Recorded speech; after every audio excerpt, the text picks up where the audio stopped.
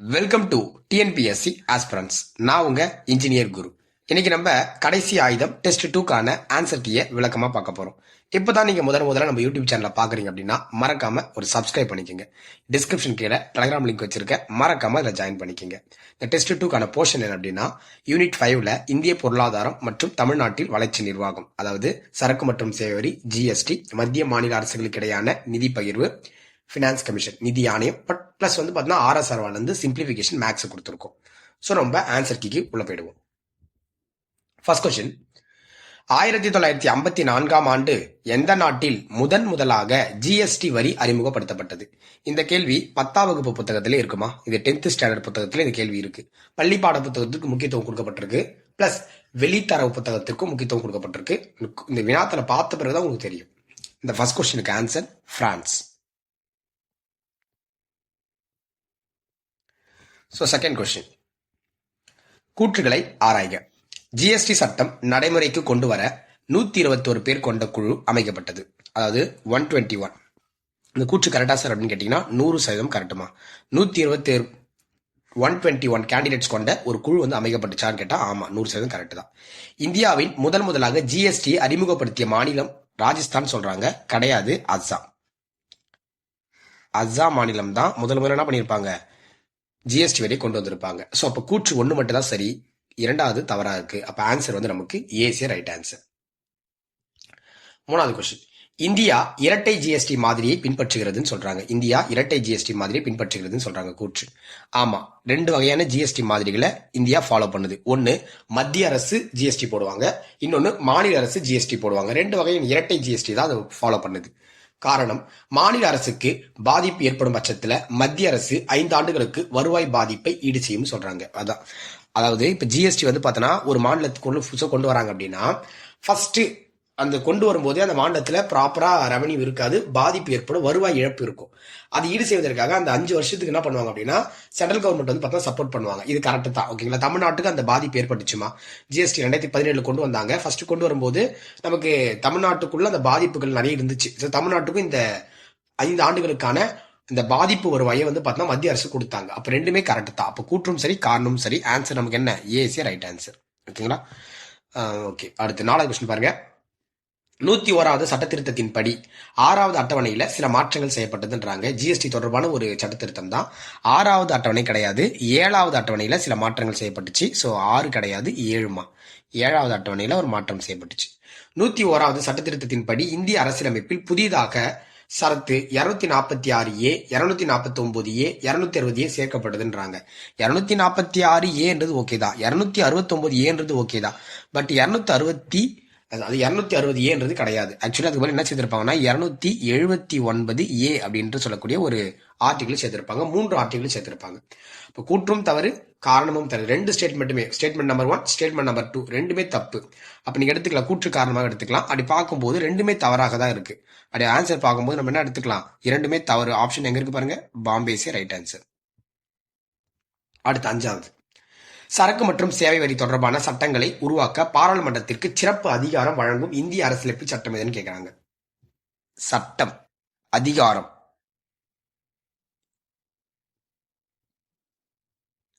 இதுக்கு actually பாராளுமன்றத்திற்கு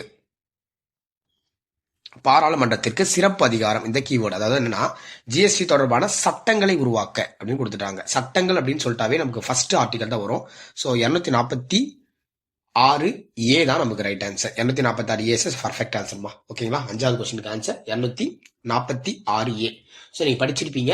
okay, அடுத்து 6வது கொஸ்டின் போயிடுவோம். 2 மாநிலங்களுக்கு இடையான வர்த்தக மற்றும் வர்த்தக போக்கின் போது நடைபெறுகின்ற வழிமுறைகள் கீழ்கண்ட எந்த சரத்தின் வாயிலாக விளக்கப்படுதுன்றாங்க.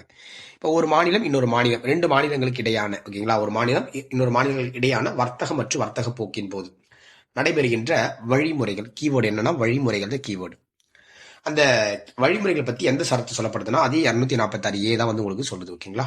ஸோ இது நம்ம பிரகதீஷ் புத்தகத்துல எடுத்திருந்தோம், பிரகதீஷ் புத்தகம் கொடுத்திருந்தோம், நீங்க படிச்சிருப்பீங்கன்னு நினைக்கிறேன். ஓகேங்களா? 7வது கொஸ்டின், ஜிஎஸ்டி கவுன்சில் உருவாக்க பரிந்துரைக்கின்ற இந்திய அரசியலமைப்பு சட்டம் எதுன்னு கேட்கறாங்க. 279A. இதுல விளக்கம் கொடுக்கறதுக்கு ஒன்றும் கிடையாது. இது நம்ம லட்சுமிகாந்த் சொல்லும் போது நான் லட்சுமிகாந்த்ல யூடியூப்ல கிளாஸ் எடுத்து கொடுத்துருப்பேன், அதுலயே சொல்லியிருப்பேன் 279A அடிப்படையில் தான் ஜிஎஸ்டி கவுன்சில் உருவாக்கப்பட்டிருக்கும் அப்படின்னு சொல்லியிருப்பேன். அடுத்து 8வது கொஸ்டின். ஜிஎஸ்டி வரியினை வசூலித்தல் மற்றும் சேகரித்தல் தொடர்பான மத்திய மாநில அரசுகளின் உறவுகளை விளக்கும் இந்திய அரசியலமைப்பு சட்ட ஷரத்து எதுன்னு கேக்குறாங்க. நல்லா புரிஞ்சுக்கோங்க. அதாவது ஜிஎஸ்டியை வசூலிக்கணும், இன்னொன்று சேகரிக்கணும். இது ரெண்டுமே யார் பண்ணும் அப்படின்னா 269A தான் இதுக்கு ரைட்டான ஆன்சரா இருக்கும். 269A. இது வந்து பாத்தீங்கன்னா பிரகதீஷ் புத்தகத்திலே இருக்கு, நீங்க படிச்சிருப்பீங்க. 9வது தவறான விடையை காண்கின்றாங்க. இந்தியாவின் ஜிஎஸ்டி மாதிரி கனடாவிலிருந்து எடுக்கப்பட்டதுன்றாங்க. இது தவறானது எதுன்னு நம்ம பார்க்கணும். ஆமா, கனடா மாடல் தான் நம்ம ஃபாலோ பண்ணிட்டு இருக்கோம். இது கரெக்ட் தான். ஜிஎஸ்டி கவுன்சிலின் தலைவர் யார் அப்படின்னா நிதி அமைச்சர், சென்ட்ரல் கவர்மெண்டோடைய பினான்ஸ் மினிஸ்டர். கரெக்ட் தான். தமிழ்நாடு ஜிஎஸ்டி மசோதாவை ஏற்றுக்கொண்ட மாநிலங்கள் வரிசையில் 27வதுன்றாங்க. கிடையாது, அது 28வது மாநிலமா தான் எடுத்துக்கிட்டாங்க. கடைசியா நம்ம எடுத்துக்கிட்டோம். ஜிஎஸ்டி தினமாக ஜிஎஸ்டி கொண்டு வரப்பட்டது ஜூலை 1, 2017. அன்றிலிருந்து நம்ம ஜிஎஸ்டி தினமாக கொண்டாடிட்டு இருக்கோம். Right answer. இங்க தவறானது கேட்கறாங்க. தவறானது சி மட்டும் தான் நமக்கு தப்பானது. 10வது கொஸ்டின். கீழ்கண்டவற்றுள் ஜிஎஸ்டியில் அடங்காத மறைமுக வரிகளை காண்கின்றாங்க. அடங்காத மறைமுக வரிகள் நல்லா புரிஞ்சுக்கோங்க. இது அடங்காத மறைமுக வரிகள். இந்த கேள்வி வந்து பார்த்தா பிரகதீஷ் பப்ளிகேஷன்ல எடுக்கப்பட்டிருந்துச்சு. ஸோ முத்திரைத்தாள் வரி அடங்காது, வாகன வரி அடங்காது, சுங்க வரி அடங்காது, பொழுதுபோக்கு வரி அடங்காது. ஸோ நம்ம ஞாபகம் வச்சுக்கணும். ஆன்சர் வந்து அனைத்தும் கரெக்ட் தான். ஓகேங்களா? டக்குனு டவுட் வரும், சார் இல்லை சார் சுங்க வரி, வாகன வரி, முத்திரைத்தாள் வரி, பொழுதுபோக்கு எல்லா வரியும் சார் வரும் சார் நீங்க சொல்லுவீங்க. கிடையாதுமா, இது அடங்காது அப்படின்னு அறிவிக்கப்பட்டிருக்கு. ஓகேங்களா? ஸோ 11. 101வது சட்ட திருத்தம் நடைமுறைக்கு வந்து எத்தனை நாட்களுக்குள், நல்லா புரிஞ்சுக்கணும், எத்தனை நாட்களுக்குள் குடியரசுத் தலைவர் வந்து பாத்தீங்கன்னா ஜிஎஸ்டி கவுன்சில் வந்து பார்த்தீங்கன்னா ஒன்றினை உருவாக்க வேண்டும் அப்படின்னு சொல்லி 279A வந்து குறிப்பிடுதுன்னு கேட்கறாங்க. அதாவது வந்து பாத்தீங்கன்னா எத்தனை நாட்களுக்குள், கீவேர்டு தான். எத்தனை நாட்களுக்குள் பிரசிடென்ட் குடியரசு லட்சுமிகாந்த் நடத்தும் போது சொல்லியிருப்பேன். நம்ம already GST part 1 part 2 video யூடியூப்ல போட்டிருக்கோம்.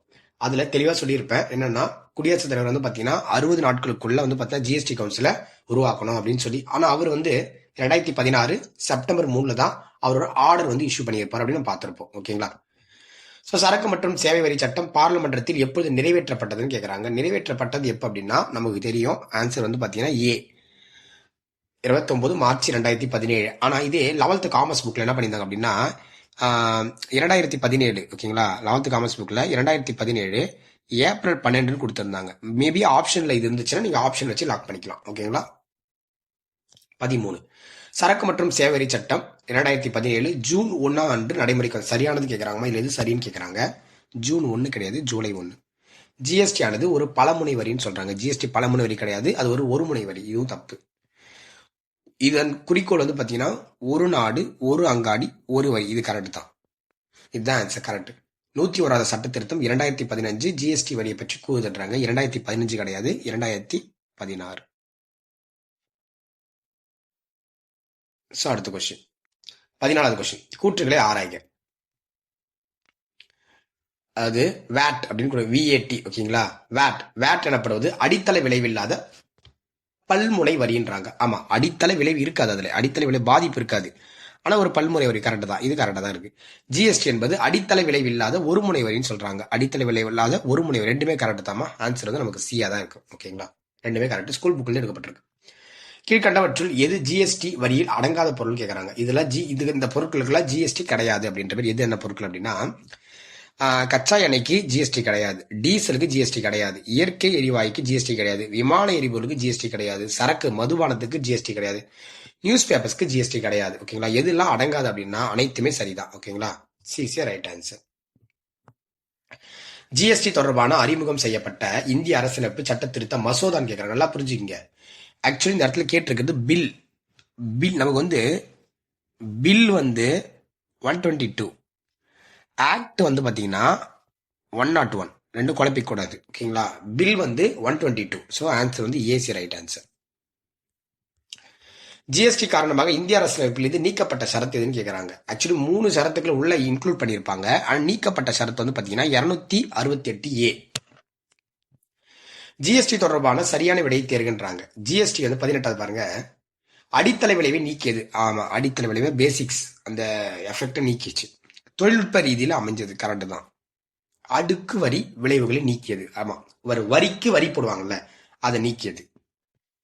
ஒரு முனை வரியாக உள்ளதுன்றாங்க. ஆமா, சிங்கிள் டாக்ஸ் தான் இருக்கு. அப்ப ஆன்சர் வந்து அனைத்தும் சரி. 19. ஜிஎஸ்டி கவுன்சிலுடைய முதல் தலைவர் யாருன்னு கேட்கறாங்க. ஜிஎஸ்டி கவுன்சிலோட முதல் தலைவர் யார் அப்படின்னா அருண் ஜேட்லி. இவர் தான் ஜிஎஸ்டி கவுன்சிலோட முதல் தலைவராக இருந்திருப்பார். கல்வி சேவைக்கான சரக்கு மற்றும் சேவை வரி விகிதம் என்ன? அதாவது எஜுகேஷனுக்கு ஜிஎஸ்டி என்னன்னு கேக்குறாங்க. எஜுகேஷனுக்கு ஜிஎஸ்டி வந்து பாத்தீங்கன்னா ஜீரோமா.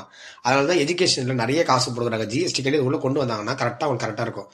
எஜுகேஷனுக்கு ஜிஎஸ்டி கிடையாதுன்றதால தான் நிறைய பிரைவேட் இன்ஸ்டியூட்ஸ்ல என்ன பண்ணிட்டு இருக்காங்க அப்படின்னா காசு வந்து நல்லா புரிஞ்சுக்கிங்க. எஜுகேஷனுக்கு ஜிஎஸ்டி கிடையாது. ஆனா நிறைய பேர் சொல்லுவாங்க ஜிஎஸ்டி நாங்க கட்டணும், ஜிஎஸ்டி கட்டணும் அப்படின்னு சொல்லுவாங்க. ஓகேங்களா? சோ அதை கொஞ்சம் பாத்துக்குங்க. ஓகேங்களா? 21. உலகெங்கிலும் அதிக ஜிஎஸ்டி கொண்ட நாடு எதுன்னு கேக்குறாங்க. இங்கிலாந்துன்னு கொடுத்து வச்சிருக்காங்கம்மா. ஆக்சுவலி உலகெங்கிலும் அதிக ஜிஎஸ்டி வீதம் கொண்ட நாடு எது தெரியுமா? இந்தியா தான். இங்கிலாந்து கிடையாது. இந்தியா தான் வந்து பாத்தீங்கன்னா அதிக ஜிஎஸ்டி கொண்ட நாடு இந்தியா தான். கிட்டத்தட்ட ஹையஸ்ட் பர்சன்டேஜ் இப்ப 40% கொண்டு வந்திருக்காங்க ஜிஎஸ்டியா அந்த சீன் குட்ஸ்க்கு. ஓகேங்களா? 40%. தற்போது 56வது ஜிஎஸ்டி கவுன்சில் கூட்டம் டெல்லியில் நடைபெற்றதுன்னு சொல்றாங்க. ஆமா, இப்ப ரீசெண்டா நடந்துச்சு. எப்படின்னா செப்டம்பர் 3, 2025. ஜிஎஸ்டி என்பது ஒரு நேர்முக வரின்றாங்க. கிடையாது. ஜிஎஸ்டி என்பது ஒரு மறைமுக வரிமா. சோ இதுக்கு ஆன்சர் ஃபர்ஸ்ட் ஒன்று தப்பு, மூணாவது ஒன்று தப்பு. சரியானது வந்து ரெண்டாவது மட்டும் தான் ரைட் ஆன்சர். பாம்பேஸ் ரைட் ஆன்சர். ஜிஎஸ்டி 2.0 படி நாடு முழுவதும் 5%, 18% ஆகிய ஜிஎஸ்டி வரிகள் எந்த நாள் நடைமுறைப்படுத்தப்பட்டதுன்னு கேக்குறாங்க. எந்த நாள் வந்து நடைமுறைப்படுத்தப்பட்டுச்சுன்னு கேக்குறாங்க. 5%, 18% எந்த நாள் நடைமுறைப்படுத்தப்பட்டுச்சு அப்படின்னா செப்டம்பர் 22, 2015. நோட் பண்ணிக்கங்க. ரொம்ப ரொம்ப ரொம்ப முக்கியமானது. கேட்க 100% வாய்ப்பு இருக்கக்கூடிய கேள்விமா. 100% கேட்கலாம் இந்த கொஸ்டின். ஏன்னா கரண்ட் அஃபேர் கொஸ்டின் டேக் பண்ணிக்கலாம். ஜிஎஸ்டி என்பது பள்ளிப்பாட புத்தகம், டிஎன்பிஎஸ்சி பிவைக்யூ. ஜிஎஸ்டி என்பது அது பலபடி நிலை அடிப்படையிலானது. கரெக்ட் தான். இது இட அடிப்படையிலானது. கரெக்ட் தான். இடத்துக்கு இப்போ தமிழ்நாட்டில இருந்து கர்நாடகா ஒரு பொருள் போகும் நடத்திருப்பேன் நான். இது பல்முனை வரின்னு சொல்றாங்க. பல்முனை வரி கிடையாது. இது ஒரு முனை வரி தான். அப்போ 1, 2 ரைட் ஆன்சரா இருக்கும். Answer is AC right answer. GST உள்ளடக்கம். ஜிஎஸ்டி உள்ளடக்கம்னா ஜிஎஸ்டி எத்தனை வகைப்படும்ன்றத உள்ளடக்கம்னு கொடுப்பாங்க. இது வந்து பாத்தீங்கன்னா 12th புக்ல ஜிஎஸ்டி உள்ளடக்கம் 3 வகைப்படும் கொடுத்திருப்பாங்க. ஸோ ஆன்சர் வந்து ஏசி ரைட் ஆன்சர். மாநிலங்களுக்கு இடையான பண்டங்கள் மற்றும் சேவைகள் மீதான மத்திய அரசு வசூலிக்கும் ஐஜிஎஸ்டி. ரொம்ப யோசிக்க வேண்டாம். கிளாஸ் நடத்தும் போதே ஐஎன்னா வந்து ஒருங்கிணைந்த 10 டைம் சொல்லியிருப்பேன். இது டிஎன்பிசி ஒரு பிவைக்யூ தான். இப்ப கேட்டு வச்சிருந்தாங்க இவங்க. ஐஜிஎஸ்டினா இன்டகிரேட்டட் அப்படின்னு அர்த்தம். ஓகேங்களா? ஜிஎஸ்டி விரிவாக்கம் கிளாஸ் நடத்தும் போது சொல்லியிருப்பேன் ஜிஎஸ்டி பத்தி. ஜிஎஸ்டி விரிவாக்கம் அப்படின்றது கூட்ஸ் அண்ட் சர்வீஸ் டாக்ஸ் அர்த்தம். Goods and service tax. Answer வந்து சிசி ரைட் ஆன்சர். 27. ஜிஎஸ்டியின் அதாவது அடையாள எண்ணில் எத்தனை எண்கள் இருக்கும்? லைவ்ல கூட நடத்தியிருப்பேன். 15 எண்கள் இருக்கும். ஓகேங்களா? 15 எண்கள் இருக்கும். நோட் பண்ணிக்கோங்க. இந்திய அரசியலமைப்பு சட்டத்தின் எந்த சட்டம் மத்திய மாநில அரசுடைய நிதி பகிர்வு பத்தி பேசுது அப்படின்னா நிதி பகிர்வு பத்தி பேசக்கூடிய finance state central government state government finance relationship பத்தி பேசக்கூடிய ஆர்டிகல் எது அப்படின்னா 268 to 293, 268 to 293. இந்த கொஸ்டின் டிஎன்பிசியோட பிஐக்யூ தான்ப்பா. பிஐக்யூ கொஸ்டின் தான் இந்த டிஎன்பிசியோட இது. ஆனா அவங்க என்ன பண்ணிதான் பாத்தீங்கன்னா ஆக்சுவலா ஆர்டிகல் மொத்தமே வந்து பாத்தீங்கன்னா 395 தான் வந்து அம்பேத்கர் எழுதியிருப்பாரு. 395 தான் ஆர்டிகல்ஸ் இருக்கும். அவங்க பாருங்க 462, 642, 426. இது மூணுமே வராது தெரிஞ்சதா கூட ஆன்சர் வந்து நீ சீன் லாக் பண்ணிருக்கலாம். டிஎன்பிசியோட பிஐக்யூ இது நீங்க தெரிஞ்சுக்கணுன்றதுக்கு அப்படி செட் பண்ணியிருந்தேன். அப்ப அவங்க இப்படிதான் கொஸ்டின் செட் பண்றாங்க. ரொம்ப ஈஸியா தான் இருக்கும். நீங்க படிச்சுக்கலாம். ஓகேங்களா? 29. சரத் 268 மத்திய அரசால் விதிக்கப்பட்டு. ஆமா, மத்திய அரசு வந்து வரி விதிச்சிடும். அதை மாநில அரசு வசூலிச்சு மாநில அரசே பெற்றுக்கொள்ளும். மாநில அரசே வசூலிச்சு மாநில அரசே பெற்றுக்கொள்ளும் அப்படின்னு சொல்லி. அதாவது இது 8 இப்படி போடுறோமா, 8 இப்படி போட்டா இப்படி கேன்சல் இப்படி கட் பண்ணுங்க. எஸ் மாரி வரும். எஸ் மாரி வருமா? அப்போ சென்ட்ரல் கவர்மெண்ட் இந்த வரியை சென்ட்ரல் கவர்மெண்ட் போட்டு ஸ்டேட் கவர்மெண்ட் கலெக்ட் பண்ணி ஸ்டேட் கவர்மெண்ட்டை பயன்படுத்திப்பாங்க. அதுதான் இந்த ஆர்டிகல். இது 268. அப்ப கரெக்டா தான் இருக்கு. 269. சென்ட்ரல் கவர்மெண்ட் விதிச்சு சென்ட்ரல் கவர்மெண்ட் கலெக்ட் பண்ணி ஸ்டேட் கவர்மெண்ட் கொடுக்கும். ஓகேங்களா? மத்திய அரசால் விதிக்கப்பட்டு வசூலிக்கப்பட்டு மாநிலங்களுக்கு வழங்கப்பட்டது. இதுவும் கரெக்டா தான் இருக்கு. 770, 272. மத்திய அரசால் வசூலிக்கப்பட்டு சென்ட்ரல் வசூலிக்கப்பட்டு ஸ்டேட்டுக்கும் யூனியன் டெரிட்டரிக்கும் பிரிச்சு கொடுப்பாங்க. இது வந்து இது. அப்ப இதுல தவறானது கேட்கறாங்க. இவற்றில் எதுவுமே கிடையாது. ஸ்கூல் புக்ல இருந்து எடுக்கப்பட்ட கேள்விதான். ஓகேங்களா? அடுத்த கொஸ்டின் 30வது கேள்வி. கீழ்கண்ட எந்த சரத்து நிதிக்குழுவின் பணிகள் பற்றி கூறுகிறதுன்றாங்க. நிதிக்குழுவோட பணிகள். இப்ப பாரு, இந்த பணி பினான்ஸ் கமிஷனுடைய பணின்றது 3 சுழினி. கரெக்டுங்களா? அப்போ 3 சுழினா ஆன்சர் வந்து சப் கிளாஸ்ல 280, சப் கிளாஸ்ல 3 அப்படின்னு போட்டுக்கோங்க. 3. அடுத்து பாருங்க 31வது கேள்வி பாருங்க. என்ன கொடுத்துருக்காங்க? பின்வரும் இணைகளில் எத்தனை தவறாக பொருத்தப்பட்டிருக்குன்னு கேட்கறாங்க. பினான்ஸ் கமிஷன் வச்சு கொஸ்டின் கேட்டிருக்காங்க. முதலாவது பினான்ஸ் கமிஷனோட தலைவர் வந்து பார்த்தா கேசி நியோகி தான். நான் வச்சிருப்பேன். அதாவது நியோகிகள் வந்து பார்த்தோன்னா சந்தனம் கொடுத்து அதாவது சந்தனம் தெளித்து சந்தா கொடுத்து மன்னர் வந்து பார்த்தோன்னா தியாகி வந்து பிரம்மாண்டமா வரவேற்றிருப்பாரு அப்படின்னு படிச்சிருப்போம். அப்போ முதலாவது பினான்ஸ் கமிஷனோட தலைவர் கேசி நியோகி தான். இரண்டாவது வந்து பாத்தீங்கன்னா கே சந்தானம் அவர்கள் தான். சந்தனம் தான் ஃபர்ஸ்ட் கொடுப்பாங்க. 10வது கேசி பந்த் அப்படின்றது கரெக்ட் தான். 14வது வந்து பாத்தீங்கன்னா YV ரெட்டி வருவார். YV ரெட்டி. ஸோ இங்க NK சிங் அப்படின்றது 15வது. தவறான இணை வந்து ஒரே ஒரு இணை மட்டும் தான்மா. ஓகே, ஒரே ஒரு இணை மட்டும் தான் தப்பா இருக்கு. 32. நிதி ஆணையம் என்பது ஷரத்து 280 கீழ் நிறுவப்பட்ட ஒரு சட்டப்படியான அமைப்புன்னு சொல்றாங்க. சட்டப்படியான அப்படின்னா கான்ஸ்டிடியூஷனல் ஒரு பாடி, கான்ஸ்டிடியூஷனல் பாடி. கரெக்ட் தான். Finance commission is article 280. அந்த அண்டர் த அதுக்கு கீழே உருவாக்கப்பட்ட ஒரு கான்ஸ்டிடியூஷனல் பாடி தான். கரெக்ட், இந்த பாயிண்ட் கரெக்ட் தான், தவறானது கிடையாது. இது முதல்ல 1951 அமைக்கப்பட்டதுன்றாங்க. இதுவும் கரெக்ட் தான். 51 தான் உருவாக்கப்பட்டிருக்கும். இந்த ஆணையம் இந்திய அரசியலமைப்பில் ஒரு நிரந்தர அமைப்புன்னு சொல்றாங்க. கிடையாது, இது வந்து பார்த்தீங்கன்னா ஒரு டெம்பரரி பாடி தான். ஸோ ஆன்சர் வந்து சி ரைட் ஆன்சர். இது செங்குத்து சமநிலையின்மை நடத்தியிருப்பேன். ஸ்கூல் புக்கில் அப்படியே இருக்கும். இந்த வார்த்தை ஸ்கூல் புக்ல இருந்து எடுத்திருக்கும். இந்த வார்த்தை ஸ்கூல் புக் அப்படியே இருக்கும். செங்குத்து சமநிலையின்மை அண்ட் படுகிடை சமநிலைமை, அதாவது வெர்டிகுலர் இன்பேலன்ஸ், ஹரிசாண்டல் இன்பேலன்ஸ் ரெண்டுமே குறைப்பதை நோக்கமாக கொண்டு வந்துச்சு. ஓகேங்களா, கரெக்ட். அப்ப தவறானது எது சார் அப்படின்னா C is a wrong answer. 33. குடியரசுத் தலைவருக்கு பரிந்துரைகளை வழங்குவது நிதி ஆணையத்தின் கடமை என்று எந்த ஷரத்து கூறுகிறதுன்றாங்க. கடமை. கடமை அப்படின்னா டியூட்டி, பணி. ஓகேங்களா, அந்த இடத்துல கடமைன்னு கொடுத்துருக்காங்க. கடமைனாலும் 3 வார்த்தை தான். பணி அப்படின்னாலும் 3 சுழினி தான் வரும். ஓகேங்களா, 3 சுழினி. அப்ப கடமைன்னு சொன்னாலும் பணின்னு சொன்னாலுமே 280 சப்கிளாஸ் 3 ரைட் ஆன்சர். ஓகேங்களா, தெரிஞ்சுக்கணுன்றதுக்காக தான் வச்சிருக்கோம். தற்போதைய 2026 நிதிக்குழுடைய தலைவர் யாருன்னு கேட்டிருக்காங்க. இப்போ 16வது பினான்ஸ் கமிஷனுடைய தலைவர் யாருன்னா அரவிந்த் பனகாரியா அவர்கள் தான். இவர் வந்து பார்த்தீங்கன்னா நிதியக்கூடிய துணைத் தலைவராக இருந்திருப்பார். இப்போ 4வது நிதிக்குழுடைய தலைவர் வந்து பார்த்தீங்கன்னா ராஜமன்னார் அவர்கள் தான். 4வது கரெக்ட் தான். 6வது வந்து பார்த்தீங்கன்னா பிரமானந்த ரெட்டி கரெக்ட் தான். 12வதுக்கு ரங்கராஜன்ன்றத கரெக்ட் தான். 12வதுக்கு ரங்கராஜன் அவர்கள் தான் இருந்திருப்பார். 13வதுக்கு வந்து பார்த்தீங்கன்னா விஜய் கேல்கர் அவர்கள் இருந்திருப்பாரு. ஓகேங்களா, விஜய் கேல்கர் அவர்கள் தான் இருந்திருப்பாரு. ஸோ இது தப்புமா, இது தப்பு. அப்போ 1, 2, 3 கரெக்ட். தவறானதான் கேட்கறாங்க. 4 மட்டுமே தப்பு. ஆல்ரெடி நம்மளோட யூடியூப் சேனல்ல finance commission part 1 part 2 video பதிவேற்றம் செய்யப்பட்டிருக்கு. அதை பார்க்காதவங்க பார்த்துருக்கேன். டிஸ்கிரிப்ஷன் கீழே டெலகிராம் லிங்க் வச்சிருக்க, ஜாயின் பண்ணிக்கோங்க. வீடியோ பார்த்துட்டு இருக்குங்க, மறக்காம ஒரு லைக்கை ஒன்று போட்டு விட்டுருங்க. அடுத்த 36வது கொஸ்டின். நிதிக்குழு பற்றி தவறான கூற்றுகளை காண்கன்றாங்க. நிதிக்குழு பற்றிய தவறான கூற்றுகளை காண்க. இப்போ இந்திய அரசியலமைப்பு சட்ட பிரிவு, இந்த பிரிவுனாலும் சொல்லு, கான்ஸ்டிடியூஷனல் ஆக்ட்னு சொன்னாலும் ஒண்ணுதான், சரத்துனாலும் ஒண்ணுதான். பிரிவு 283 கீழ் அமைக்கப்பட்டதுன்னு சொல்றாங்க. 280மா. ஸோ அப்போ ஃபர்ஸ்ட் ஸ்டேட்மெண்ட் தப்பு. நிதிக்குழு 4 ஆண்டுகளுக்கு ஒரு முறை அமைக்கப்படுதுன்றாங்க. கிடையாது, 5 ஆண்டுகளுக்கு ஒரு முறை அமைக்கப்படும். பிரசிடென்ட் தான் அமைப்பார். நிதிக்குழுவின் உறுப்பினர்கள் மீண்டும் மறுநியமனத்திற்கு தகுதி அற்றவர்கள் சொல்றாங்க. ஆக்சுவலி அவங்க மீண்டும் என்ன பண்ணலாம், உள்ள வரலாம், பினான்ஸ் கமிஷனுக்கு உள்ள வரலாம். ஓகேங்களா, நிதிக்குழு உறுப்பினர்கள் மீண்டும் மறுநியமனத்துக்கு தகுதி உடையவர்கள் தான், தகுதி அற்றவர்கள் கிடையாது. அப்ப இந்த இடத்துல இதுவும் தப்பு தான். தகுதி உடையவர்கள் தானே, அப்ப எல்லாமே தப்பாதான் இருக்கு. இப்ப இங்க தவறானது எது சார் அப்படின்னு பார்க்கும்போது தவறானது அனைத்துமே தப்பா தான் இருக்குமா. ஓகே, அனைத்துமே நமக்கு தவறாதான் இருக்கு. ஆன்சர் நமக்கு பாம்பே ரைட் ஆன்சர். பின் வருவனவற்றுள் இந்திய நிதி ஆணையத்தின் செயல்பாடு எதுன்னு கேட்கிறாங்க. இந்திய நிதி ஆணையத்தோட செயல்பாடு வரிகளின் நிகர வருவாயில் பங்குகளின் பங்கீடு, மானியங்களை நிர்வகிக்கும் கொள்கைகளை வகுத்தல். எஸ், மானியங்களை நிர்வகிக்கக்கூடிய பாலிசிஸை உருவாக்குவாங்க. கரெக்ட் தான். வரிகளின் நிகர வருவாயின் பங்குகளை பங்கிடுவாங்க. எஸ், வரிகள்ல நிகர வருவாய் தான். மத்திய மாநில அரசுகளிடையே உள்ள நிதி உறவை பார்ப்பாங்க, எப்படி இருக்கு அப்படின்னு பார்ப்பாங்க. எல்லாமே கரெக்ட் தான். ஆன்சர் வந்து நமக்கு என்ன, பாம்பே. நிதி ஆணையத்தின் பரிந்துரைகளை மிகவும் வலுவான காரணங்கள் இல்லாவிட்டால் இந்திய அரசு நிராகரிக்க கூடாது. இப்போ ஒரு பினான்ஸ் கமிஷன் கொடுக்குற ரிப்போர்ட்டை குடியரசு சென்ட்ரல் கவர்மெண்ட் வந்து பார்த்தீங்கன்னா அது ஏத்துக்கலாம், ஏத்துக்காம போகலாம். பட் அது சொன்னார், யார் சொன்னா, PV ராஜமன்னார் என்ன சொல்றாரு அப்படின்னா, பினான்ஸ் கமிஷனுடைய ரெக்கமெண்டேஷனை நீங்க வந்து பார்த்தீங்கன்னா மிக வலுவான காரணங்கள் இல்லாவிட்டால் இந்திய அரசு அதை நிராகரிக்கவே கூடாதுன்னு சொல்லி அவர் சொல்லியிருப்பார். So PV Rajamannar is right ஆன்சர்மா. 39. நிதி ஆணையத்தின் பரிந்துரைகள் இந்திய அரசாங்கத்தை கட்டுப்படுத்துகிறதுன்னு சொல்றாங்க. நிதி ஆணையத்துடைய பரிந்துரைகள் வந்து இந்திய அரசாங்கத்தை கட்டுப்படுத்தாது, அது ஏத்துக்கலாம், ஏத்துக்காம போகலாம். ஆணையத்தால் பரிந்துரைக்கப்பட்ட தொகையினை பெறுவதற்கு அரசியலமைப்பு சட்டம் மாநிலங்களுக்கு எந்த ஒரு சட்டப்பூர்வ உரிமையும் வழங்கவில்லைன்றாங்க. வழங்கவில்லை, கரெக்ட் தான். ஓகேங்களா, எந்த ஒரு சட்டப்பூர்வ ஒரு விஷயத்தை சொல்லல.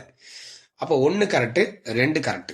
சரி, 1 தப்பு, 2 கரெக்ட். அப்போ ஆப்ஷன் வந்து கூற்று தவறு, காரணம் சரி. ஆப்ஷன் பாருங்க, சி டெல்லி இஸ் ரைட் ஆன்சரா இருக்கு. டெல்லி இஸ் ரைட் ஆன்சரா இருக்கு. ஸோ அடுத்து பாருங்க 40வது கேள்வி. ஸோ அடுத்து 40வது கேள்வி. 15வது நிதி ஆணையம் தொடர்பான பின்வரும் கூற்றுகளை ஆராயின்றாங்க. ஓகேங்களா? 15வது இது வரி பகிர்வினை 42 41 குறைத்ததுன்னு சொல்றாங்க. கரெக்ட் தான். 42 41 குறைச்சாங்க. யாருன்னா இவங்க தான் குறைச்சாங்க. 15வது நிதி ஆணையம் குறைச்சாங்க. இது மக்கள் தொகையின் செயல்திறனை ஒரு அளவுகோலாக அறிமுகப்படுத்திச்சுன்னு கேட்டா ஆமா, 100% அவங்க வந்து மக்கள் தொகையுடைய செயல்திறனை வந்து பயன்படுத்தியிருப்பாங்க. இது 2011 மக்கள் தொகை கணக்கெட்டின்படி தரவுகளை பயன்படுத்துச்சுன்னு கேட்டா ஆமா, இதுவும் நடத்துப்போம். நான் வந்து பார்ட் 2ல ஒரு ரிப்போர்ட் எடுத்து ஒரு கிளாஸே போட்டிருப்பேன், யூடியூப்ல எடுத்து பார்த்துருங்க. இது ஒரு நிதியியல் குழுவை, என்ன குழுவை? நிதியியல் குழுவை உருவாக்க பரிந்துரைத்ததுன்னு சொல்றாங்க. ஆக்சுவலி இந்த நிதியியல் குழுவை உருவாக்க பரிந்துரைத்தது வந்து பாத்தீங்கன்னா 14வது பினான்ஸ் கமிஷன் தான் என்ன பண்ணிருப்பாங்க, சொல்லியிருப்பாங்க. அப்போ 1 2 3 தான் நமக்கு ரைட் ஆன்சர். இந்த 4வது வந்து நமக்கு வராது. ஸோ நிதியியல் குழு உருவாக்குங்க அப்படின்னு சொல்லி 15வது பினான்ஸ் கமிஷன் சொல்லியிருக்க மாட்டாங்க. ஆன்சர் வந்து இதுக்கு என்னது, நமக்கு ஏசிய ரைட் ஆன்சர். ஓகேங்களா? ஏசிய ரைட் ஆன்சர். மாநில நிதி ஆணையம் எவ்வாறு அமைக்கப்பட்டது அப்படின்னு கொடுத்திருக்காங்க. இந்திய அரசியலமைப்பு சட்டம் 243 ஐயின் படி உருவாக்கப்பட்டுள்ளது. கரெக்ட் தான். மாநில நிதி ஆணையம் 73வது சட்ட திருத்தம் சொல்றாங்க. 73வது சட்ட திருத்தம் கிடையாது, 74வது சட்ட திருத்தம். ஓகேங்களா? ஸோ இது கொஞ்சம் மாற்றமா இருக்கும். 1994ல தமிழ்நாடு ஊராட்சி சட்டப்பிரி அந்த ஆமா 198 படி உருவாக்கப்பட்டிருக்கும். அப்போ 1 3 நம்ம சரின்னு எடுத்துக்கலாம், 2வது மட்டும் கொஞ்சம் தப்புன்னு வைக்கிறோம். ஓகேங்களா? அடுத்து இப்ப ரொம்ப முக்கியமான ஒரு கேள்விமா, எத்தனை இணைகள் சரியாக இருக்கு அப்படின்னு கொஸ்டின் கொடுத்திருக்காங்க நமக்கு. ஸோ அப்போ இந்த 42வது பாத்தீங்க அப்படின்னா மாநில நிதி ஆணையங்களை நம்ம செக் பண்ணணும். ஓகேங்களா? இப்போ முதலாவது வந்து யார் வரும்னு பாத்தீங்கன்னா இங்க லைனா கொடுத்திருக்காங்க. முதலாவது வந்து பாத்தீங்கன்னா ஆறுமுகம்னு கொடுத்திருக்காங்க. ஆறுமுகமா நம்ம படிச்சிருப்போமான்னு கேட்டா கிடையாது. யார் வருவார் அப்படின்னா சிவசுப்பிரமணியம் அவர்கள் தான் வருவார். முதலாவது மாநில நிதி ஆணையத்தின் தலைவர் சிவசுப்பிரமணியம். 2வது யார் அப்படின்னா 1999ல வந்து பாத்தீங்கன்னா சுகவனேஸ்வர் தான் வருவார். 1999ல சுகவனேஸ்வர் தான் வருவார். 3வது வந்து பாத்தீங்கன்னா கௌரி சங்கர் தான். அதுல எந்த மாற்று கருத்து கிடையாது. 2004ல கௌரி சங்கர் தான் 3வதுல இருந்தார். ஓகே. 4வது வந்து பாத்தீங்கன்னா பனிந்த ரெட்டி வராது, கே அலாவுதீன் அப்படின்ற 2009ல வந்திருப்பாரு. ஓகேங்களா? இதுவும் தப்பு தான். அப்ப எத்தனை இணைகள் சரியாக இருக்குன்னா நமக்கு 2 இணைகள் மட்டும் தான் சரியா இருக்கு. ஆன்சர் வந்து பாம்பே. ஓகேங்களா? ஆன்சர் வந்து நமக்கு Bombay is right answer. So 43 தமிழ்நாட்டில் 6வது நிதி ஆணையம் தொடர்பான கூற்றுகளை ஆராய்கன்னு கொடுத்திருக்காங்க. மோகன் பியாரே, ஆமா இவர் தான் வந்து 6வது ஸ்டேட் பினான்ஸ் கமிஷனுடைய சேர்பர்சனா இருந்தார். கரெக்ட் தான். மாநிலத்தின் மொத்த வரி வருவாயிலிருந்து, மாநிலத்துக்கு வந்திருக்கும் பாத்தீங்களா, அதோடைய மொத்த வருவாயிலிருந்து வில்லேஜுக்கும் அர்பனுக்கும், அந்த அதாவது பஞ்சாயத்துக்கும் முனிசிபாலிட்டிக்கும் அந்த அமைப்புகளுக்கு வந்து பாத்தீங்கன்னா இடையே எவ்வளவு நீங்க பிரிச்சுக்கலாம் அப்படின்னு சொன்னாங்க அப்படின்னா 49:51 என்ற விகிதத்துல பரிந்துரைச்சாங்க. கரெக்டா தான். இந்த ஆணையம் வந்து 14 சீர்திருத்தங்களை கொடுத்தாங்க. எதுக்கு அப்படின்னா உள்ளாட்சி அமைப்புகளுடைய நிலைத்தன்மையை மேம்படுத்தணுன்றதுக்காக கொண்டு வந்திருந்தாங்க. ஸோ ஆன்சர் வந்து இதுக்கு சிசி ரைட் ஆன்சர். இப்போ நீங்க டெஸ்ட் போட்டவங்களுக்கு கேள்வி வந்து கொஞ்சம் டஃப்பா இருக்கிற மாதிரி ஃபீல் ஆயிருக்கும். ஆனா நான் ஒரு கேள்வி கூட சிலபஸை விட்டு எடுக்கல, சிலபஸுக்குள்ள தான் எடுத்திருந்தேன். ஸோ இங்க டஃப்பா இருக்கிற மாதிரி உங்களுக்கு ஃபீல் ஆச்சுன்னா அங்க கொஞ்சம் ஈஸியா இருக்கும். மற்றபடி ரொம்ப யோசிக்க வேண்டாம் நீங்க. ஓகேங்களா? இம்பார்ட்டன்ஸ் கொஸ்டின்ஸ் தான் நம்ம இம்பார்ட்டன்ஸ் கொடுத்து எடுத்திருக்கோம். ஓகேங்களா?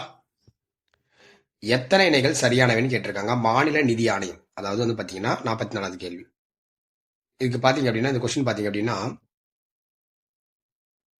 5வது அப்படின்னு பார்க்கும்போது எஸ் கிருஷ்ணன் அவர்கள் தான் இருந்தார். அதுல எந்த மாற்று கருத்தும் கிடையாது. 6வது மோகன் பியாரே தான் இருந்தார்.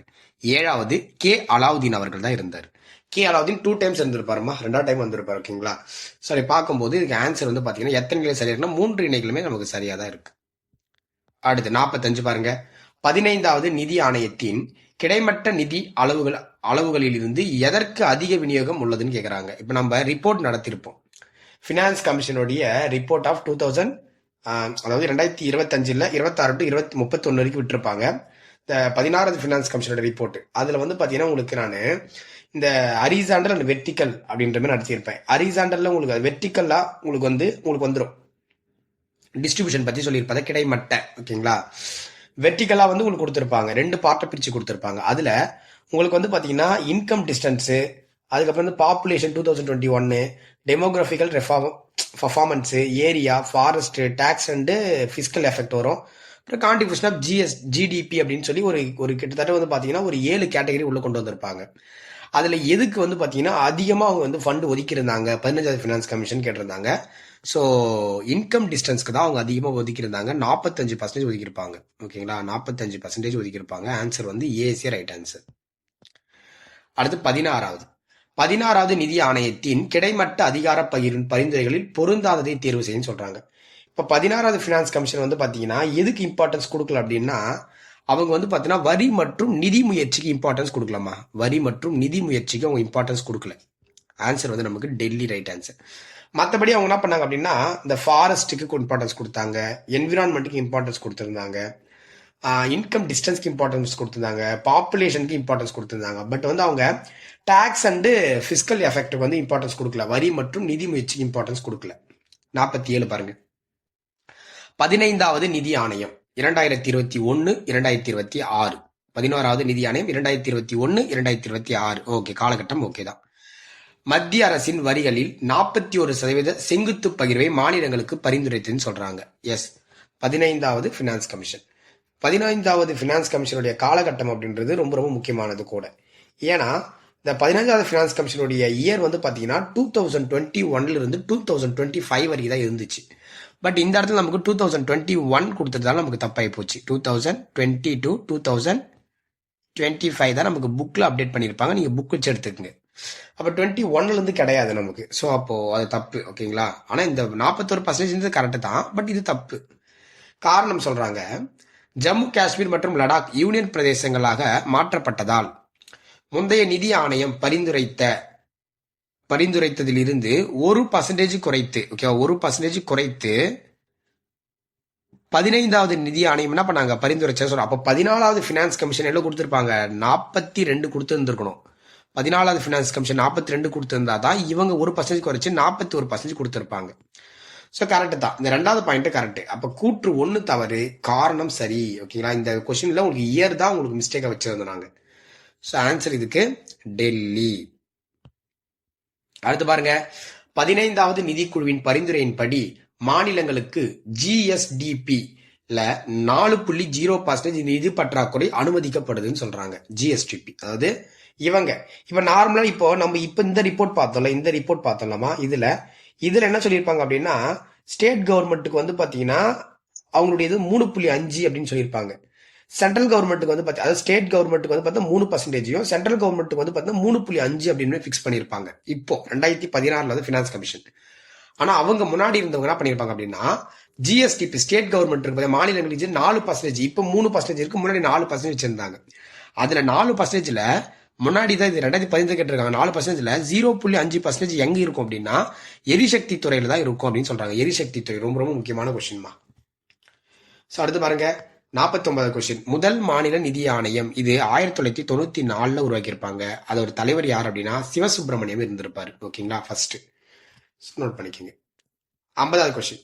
தமிழ்நாட்டில் நிதி ஆணையத்தின் பணிகள் ஏதுன்னு கேட்கறாங்க. தமிழ்நாட்டுல நிதி ஆணையத்தின் பணிகள் மத்திய மாநில பங்குகளை ஒதுக்கீடு செய்யுமா, அது வந்து இந்த கமிஷன் தான். எந்த கமிஷன்? சென்ட்ரல் கவர்மெண்டோடைய பினான்ஸ் கமிஷன் தான் மத்திய மாநில பங்குகளை ஒதுக்கீடு செய்யும். அப்போ 1 தப்பு. அப்போ 1ங்கிற ஆப்ஷன் லாக் பண்ணாலே ஆன்சர் சீன் எடுத்துக்கலாம் நீங்க. மாநில நிகர வருவாயை மாநிலங்களுக்கு பஞ்சாயத்துகளுக்கு இடையே பகிர்ந்தளிக்கும். இப்போ அங்க கூட வந்து பாத்தீங்கன்னா 6வது பினான்ஸ் கமிஷன் 40 பிரிச்சு கொடுத்திருப்பாங்க பாருங்க. 49.51 பிரிச்சு கொடுத்திருப்பாங்க. பஞ்சாயத்துகளுக்கு மாவட்ட ஒன்றிய ஊராட்சிகளின் தொகுப்பு நிதியிலிருந்து கொடுக்க வேண்டிய உதவி மானியங்களை முடிவு செய்யறது. பஞ்சாயத்துகளுக்கு வரிகள், தீர்வைகள், சங்கத்தொகை கட்டணங்களை போன்றவற்றை தீர்மானிக்கிறது. எஸ், இது ரொம்ப முக்கியமானது. அடுத்த கொஸ்டின் பாருங்க. முதல் நிதி ஆணையம் எப்பொழுது அமைக்கப்பட்டதுன்னு கேட்கறாங்க. முதல் நிதி ஆணையம் யார் அப்படின்னா நம்ம கேசி நியோகி தலைமையில் அமைக்கப்பட்டிருக்கும். எப்ப சார் அமைக்கப்பட்டிருக்கும் அப்படின்னா நவம்பர் 22 1951. Is right answer. ஓகேங்களா, நவம்பர் 22 1951 உருவாக்கப்பட்டது. அடுத்து நிதி ஆணையம் பரிந்துரைத்த மானியங்களின் பங்குகளின் அடிப்படையில பொறுத்த சொல்றாங்க. மானியங்களின் பங்குகளின் அடிப்படையில் 13வது நிதி ஆணையம் எவ்வளவு சொல்லியிருப்பாங்க அப்படின்னா 32% சொல்லியிருப்பாங்க டோட்டலா. 14வது நிதி ஆணையம் அதுல இருந்து ஒரு 10 ஏத்திருப்பாங்க, 42. 15 வந்தவங்க என்ன பண்ணிட்டாங்க அப்படின்னா இப்ப இந்த 2 ஆப்ஷன் வச்சு லாக் பண்ணிக்கோ. 4 3 ஒரே ஆப்ஷன் தான் இருக்குது. இப்ப இதை வச்சு பேலன்ஸ் பண்ணிக்கலாம். இது வந்து 2%. அவங்களும் அதே தான் 41 அப்படின்னு 2 காமனாக தான் கொண்டு வந்திருப்பாங்க. அப்போ ஆன்சர் வந்து நமக்கு சி ரைட் ஆன்சர். ஸோ ஒரு முக்கியமான ஒரு கேள்விமா, இது ரொம்ப முக்கியமான கேள்வி. 8வது நிதிக்குழு மாநிலங்களுக்கு இடையே வருமான வரியை பகிர்ந்து கொள்ள புதிய விதியினை அறிமுகப்படுத்தியது. ஆமா, 2 ரூல்ஸை ஃபாலோ பண்ணியிருப்பாங்க. 8வது finance commission, 8th finance commission, ரொம்ப முக்கியமான டிஎன்பிசி ப்ரீவியஸ் கொஸ்டின் தான். அதில் 10% வந்து பார்த்தீங்கன்னா வருமான வரி வசூலிக்கும் அடிப்படையில் 10% போட்டாங்க. மக்கள் தொகை மற்றும் தனிநபர் வருமானம் அடிப்படையில், மக்கள் தொகை மற்றும் தனிநபர் ஒரு 90% போட்டாங்க. ரெண்டுமே சரியானது. ஆன்சர் வந்து நமக்கு என்னது? C right answer. ஸோ 54வது கொஸ்டின் பாருங்க. என்ன சார் பெருசா இருக்க சார், பயப்படாதீங்க ஓகேங்களா, சிம்பிளா தான் இருக்கும். வாட்சினா ரொம்ப சிம்பிளா இருக்கும். நிதி ஆணையம் மற்றும் வரி பகிர்வு குறித்த பின்வரும் கூற்றுகளை கவனிக்க. இந்த ஆணையம் நிதி விவகாரங்களில் மட்டுமே அனுபவம் வாய்ந்த 4 உறுப்பினர்கள் மற்றும் ஒரு தலைவர் ஆகியோரை கொண்டிருக்கும். இவர்கள் அனைவரும் குடியரசுத் தலைவரால் நியமிக்கப்படுறாங்கன்னு சொல்றாங்க. கரெக்டா தான். அதாவது நிதி விவகாரங்களில் மட்டுமே சொல்றாங்க, கிடையாது. அதுல பொது விவகாரங்களும் சேர்ந்து வரும். மட்டுமேன்ற வார்த்தை வந்ததால இங்க தப்பாகி போச்சு. 2வது பாயிண்ட், இந்திய நிதி ஆணையத்தின் முதல் தலைவர் கே சந்தானம்ன்றாங்க. கே சந்தானம் 2வது தலைவர் அல்லவா? ஸோ இதுவும் தப்பு. அதோடு மட்டுமில்லாமல் 16வது நிதிக்குழு தலைவர் இதுல கரெக்ட் தான். செகண்ட், இந்த ஃபர்ஸ்ட் சொன்னது தப்பாகி போச்சுன்னா கே சந்தானம் செகண்ட் வருவார். அப்ப ஃபர்ஸ்ட் 2 ஸ்டேட்மெண்ட் தப்பாகி போச்சு. 15வது நிதி ஆணையத்தை போலவே 14வது நிதி ஆணையமும் மத்திய வரிகளின் தொகுப்பில் இருந்து மாநிலங்களுக்கு 41% ரெக்கமெண்ட் பண்ணாங்கன்றாங்க. இது கரெக்ட் தான். 16வது நிதி ஆணையத்தின் திருத்தப்பட்ட விதியின்படி 5, அதாவது 2026 2031 நம்ம படிச்சிருப்போம் 2026 to 2031 5 தென் மாநிலங்களின் வரி பகிர்வுகளின் பங்கு அதிகரிச்சிருக்குன்னு சொல்றாங்க. கரெக்ட் தான். இதுல தமிழ்நாட்டின் பங்கு வந்து பாத்தீங்கன்னா 4.079 இருந்து 79 இருந்து அப்படியே 97 அப்படியே மாறி ரிவர்ஸா வந்திருக்கும். ஞாபகம் வச்சுக்கோ, அதிகரிச்சு சொல்றாங்க. இந்த 2 பாயிண்ட் கரெக்டுமா? இந்த 2 பாயிண்ட் கரெக்ட். அப்ப தவறானது என்ன பாயிண்ட் அப்படின்னா 1, 2 மட்டும் தான் தப்பா இருக்கு. தவறானதான் கேட்கறாங்க. 1, 2 ராங் ஆன்சர். பெருசா இருக்குதுன்னா வாசிச்சு எடுங்க ஓகேங்களா. ரொம்ப காம்ப்ளிகேட் பண்ணிக்க வேண்டாம். வாசிச்சாலே ஆன்சர் வந்துருமா ஓகேங்களா. வாசிச்சாலே ஆன்சர் வந்துடும். வாசிக்காம ஆன்சர் எதுவும் வராது. வாசிச்சு பார்த்தாலே ஆன்சர் எடுத்துடலாம். அடுத்து பாருங்க இந்த கொஸ்டின் 55. அதாவது என்னன்னா 55 என்ன சொல்ல வராங்க அப்படின்னா, கொஞ்சம் மேல வச்சுப்போம். அதாவது கல்வி விளைவுகளை மேம்படுத்துவதற்காக மாநிலங்களை ஊக்குவிக்க 2022 2023 ஓகேங்களா, 2022 to 2023 இதுல இருந்து 2025 2026 வரையிலான காலத்திற்கு கிட்டத்தட்ட வந்து பாத்தீங்கன்னா 4800 கோடி மானியமா வந்து பரிந்துரைச்சிருந்தாங்க. இவங்க ரெக்கமெண்ட் பண்ணியிருந்தாங்க. அந்த ரெக்கமெண்டேஷன் ஏத்துக்கிட்டாங்களான்றது அப்புறப்பட்ட விஷயம். ரெக்கமெண்ட் பண்ணியிருந்தாங்க. இது கரெக்டா தான் ஓகேங்களா. கிட்டத்தட்ட நீங்க எப்படி நான் வச்சுங்க 48,000 4800 அப்படின்னு நான் வச்சு கோடியெல்லாம் மறந்துடுவீங்க ஓகேங்களா. மத்திய வரி நிகர வருவாயில 45% சொல்லலாமா? இவங்க 41 தான் சொல்லியிருந்தாங்க. அப்ப 2 தப்பு. 2 ஆன்சர் வரவே கூடாது. இதுல 2 வருது, இதுல 2 வருது, இதுல 2 வருது. ஆன்சர் வந்து சி லாக் பண்ணிருக்கலாம். வேளாண் சீர்திருத்தங்களை மேற்கொள்வதற்காக அனைத்து மாநிலங்களுக்கும் செயல்திறன் அடிப்படையில் ஊக்கத்தொகை வந்து பார்த்தீங்கன்னா கிட்டத்தட்ட வந்து பார்த்தா 45,000 கோடி ஓகேங்களா. 45,000 கோடி ஒதுக்கீடு செய்யப்பட்டிருந்துச்சுன்னு சொல்றாங்க. ரொம்ப ரொம்ப முக்கியமான பாயிண்ட். 42,000 கோடி, அது 45,000 கோடி ஒதுக்கீடு செய்யப்பட்டிருந்துச்சு. இது ஒரு முக்கியமான பாயிண்ட் தான். அதோடு மட்டும் இல்லாமல் நிதி செயல்பாட்டினை ஊக்குவிப்பதற்காக இந்த இடத்துல வந்து பாத்தீங்கன்னா டாக்ஸ் எஃபெக்ட் அப்படின்னு சொல்லக்கூடிய ஒரு அளவுகளை மீண்டும் பயன்படுத்தினாங்க சொல்றாங்க. ஆமா, டாக்ஸ் எஃபெக்ட் இவங்க பயன்படுத்தி இருந்தாங்க. ஸோ இதை நம்ம வந்து நடத்திருப்போம் ஓகேங்களா. நம்ம யூடியூப்லேயே கொடுத்துருக்கோம். அந்த வீடியோ நீ பாருங்க. அடுத்து இந்த 56வது கொஸ்டின் பாருங்க. காலவரிசையை படுத்த சொல்லி உங்களுக்கு கொஸ்டின் கொடுத்துருக்காங்க. காலவரிசை இது ஸ்கூல் புக் கண்டென்ட் தான். இது ஸ்கூல் புக் கண்டென்ட் தான். காலவரிசையை படுத்த சொல்லி கேட்டிருக்காங்க. இப்போ நமக்கு தெரியும் YB சவான். இந்த YB சவான் அவர்கள் வந்து பாத்தீங்கன்னா 8ஆவதா வருவார். கரெக்டுங்களா. YB சவான் அவர்கள் எப்போ வருவார்? நமக்கு 8ஆவதா வருவார். ஃபர்ஸ்ட் நம்பர் போட்டுடலாம் ஓகேங்களா. நம்பர் போட்டால் நமக்கு கரெக்டா இருக்கும். YB சவான். சந்தானம் நமக்கு 2வது வருவார். கேசி வந்து 10வது வருவார்.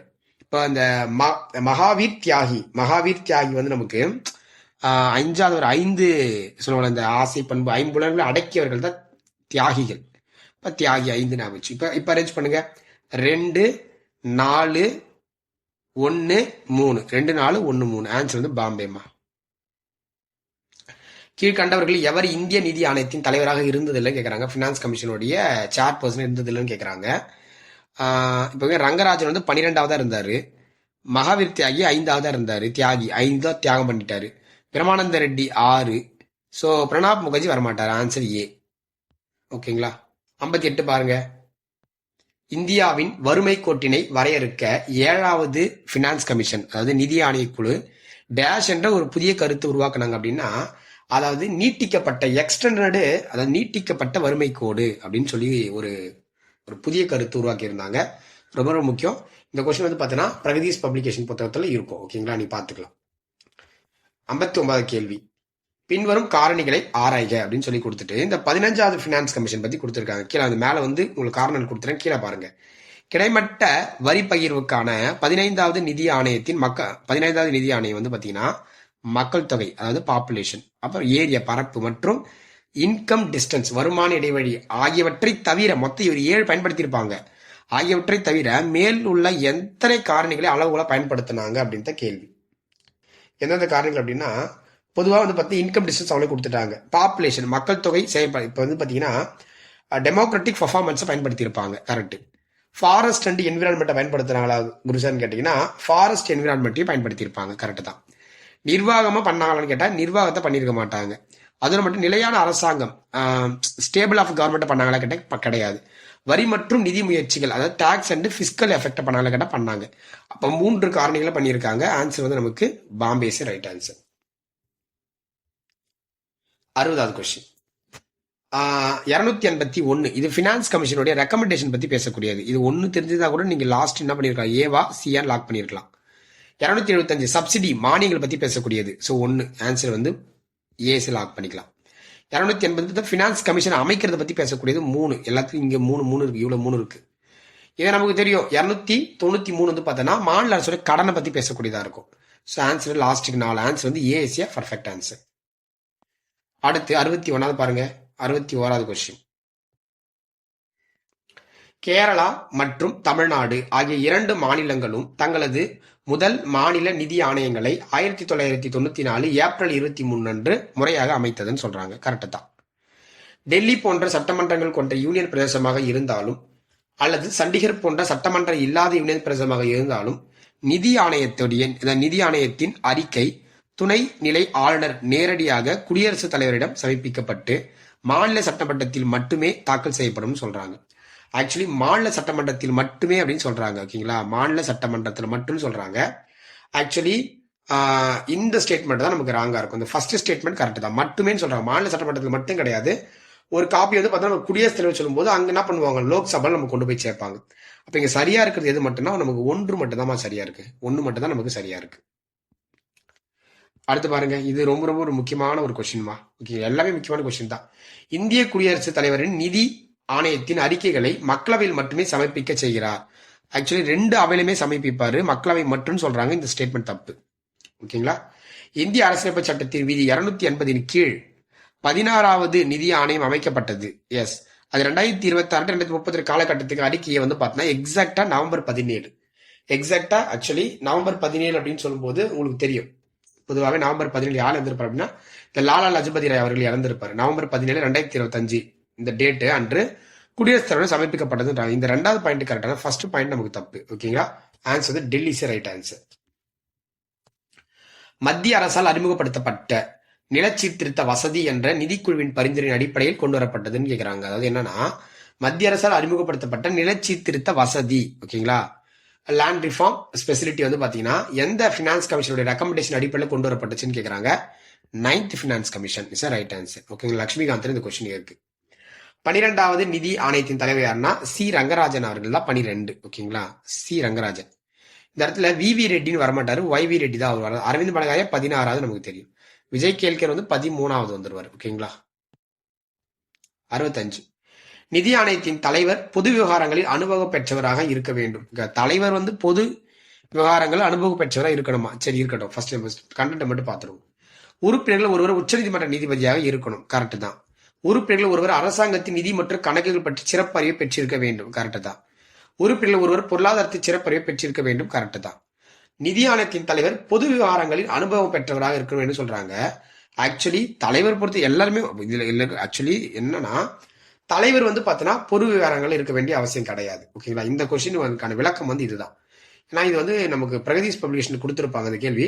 ஆனா சில இடங்கள் என்ன பண்றாங்க அப்படின்னா, அவர் வந்து பார்த்தா பொது விவகாரங்கள் அனுபவம் பெற்றிருக்கணும் அப்படின்ற ஒரு கான்செப்ட் உள்ள கொண்டு வந்துடுறாங்க. அதனால நம்ம என்ன பண்ணிக்கிறோம் அப்படின்னா, இந்த இடத்துல டெல்லி எடுத்துக்கிறோம். ஓகேங்களா, டெல்லி இஸ் ரைட் ஆன்சர் எடுத்துக்கிறோம். ஓகேங்களா, இணை இந்த இடத்துல ஒன்றுன்னு போட்டுங்க, ஒரு இணை அப்படின்னு போட்டுங்க, ஒன்றும் பிரச்சனை கிடையாது. So Delhi is right answer. நாலுமே இதுக்கு ரைட் அப்படின்ற மாதிரி நம்ம ஆன்சர் எடுத்துக்கிறோம். ஓகேங்களா, அடுத்து 66. நிதி ஆணையத்திற்கு முந்தைய திட்ட ஆணையத்திற்கு இடையிலான வேறுபாட்டை எது சிறப்பாக காட்டுகிறது அப்படின்னு கேட்குறாங்க. எது வந்து சிறப்பாக காட்டுதுன்றாங்க. இப்போ நம்ம ஆப்ஷனே படிச்சிடும்.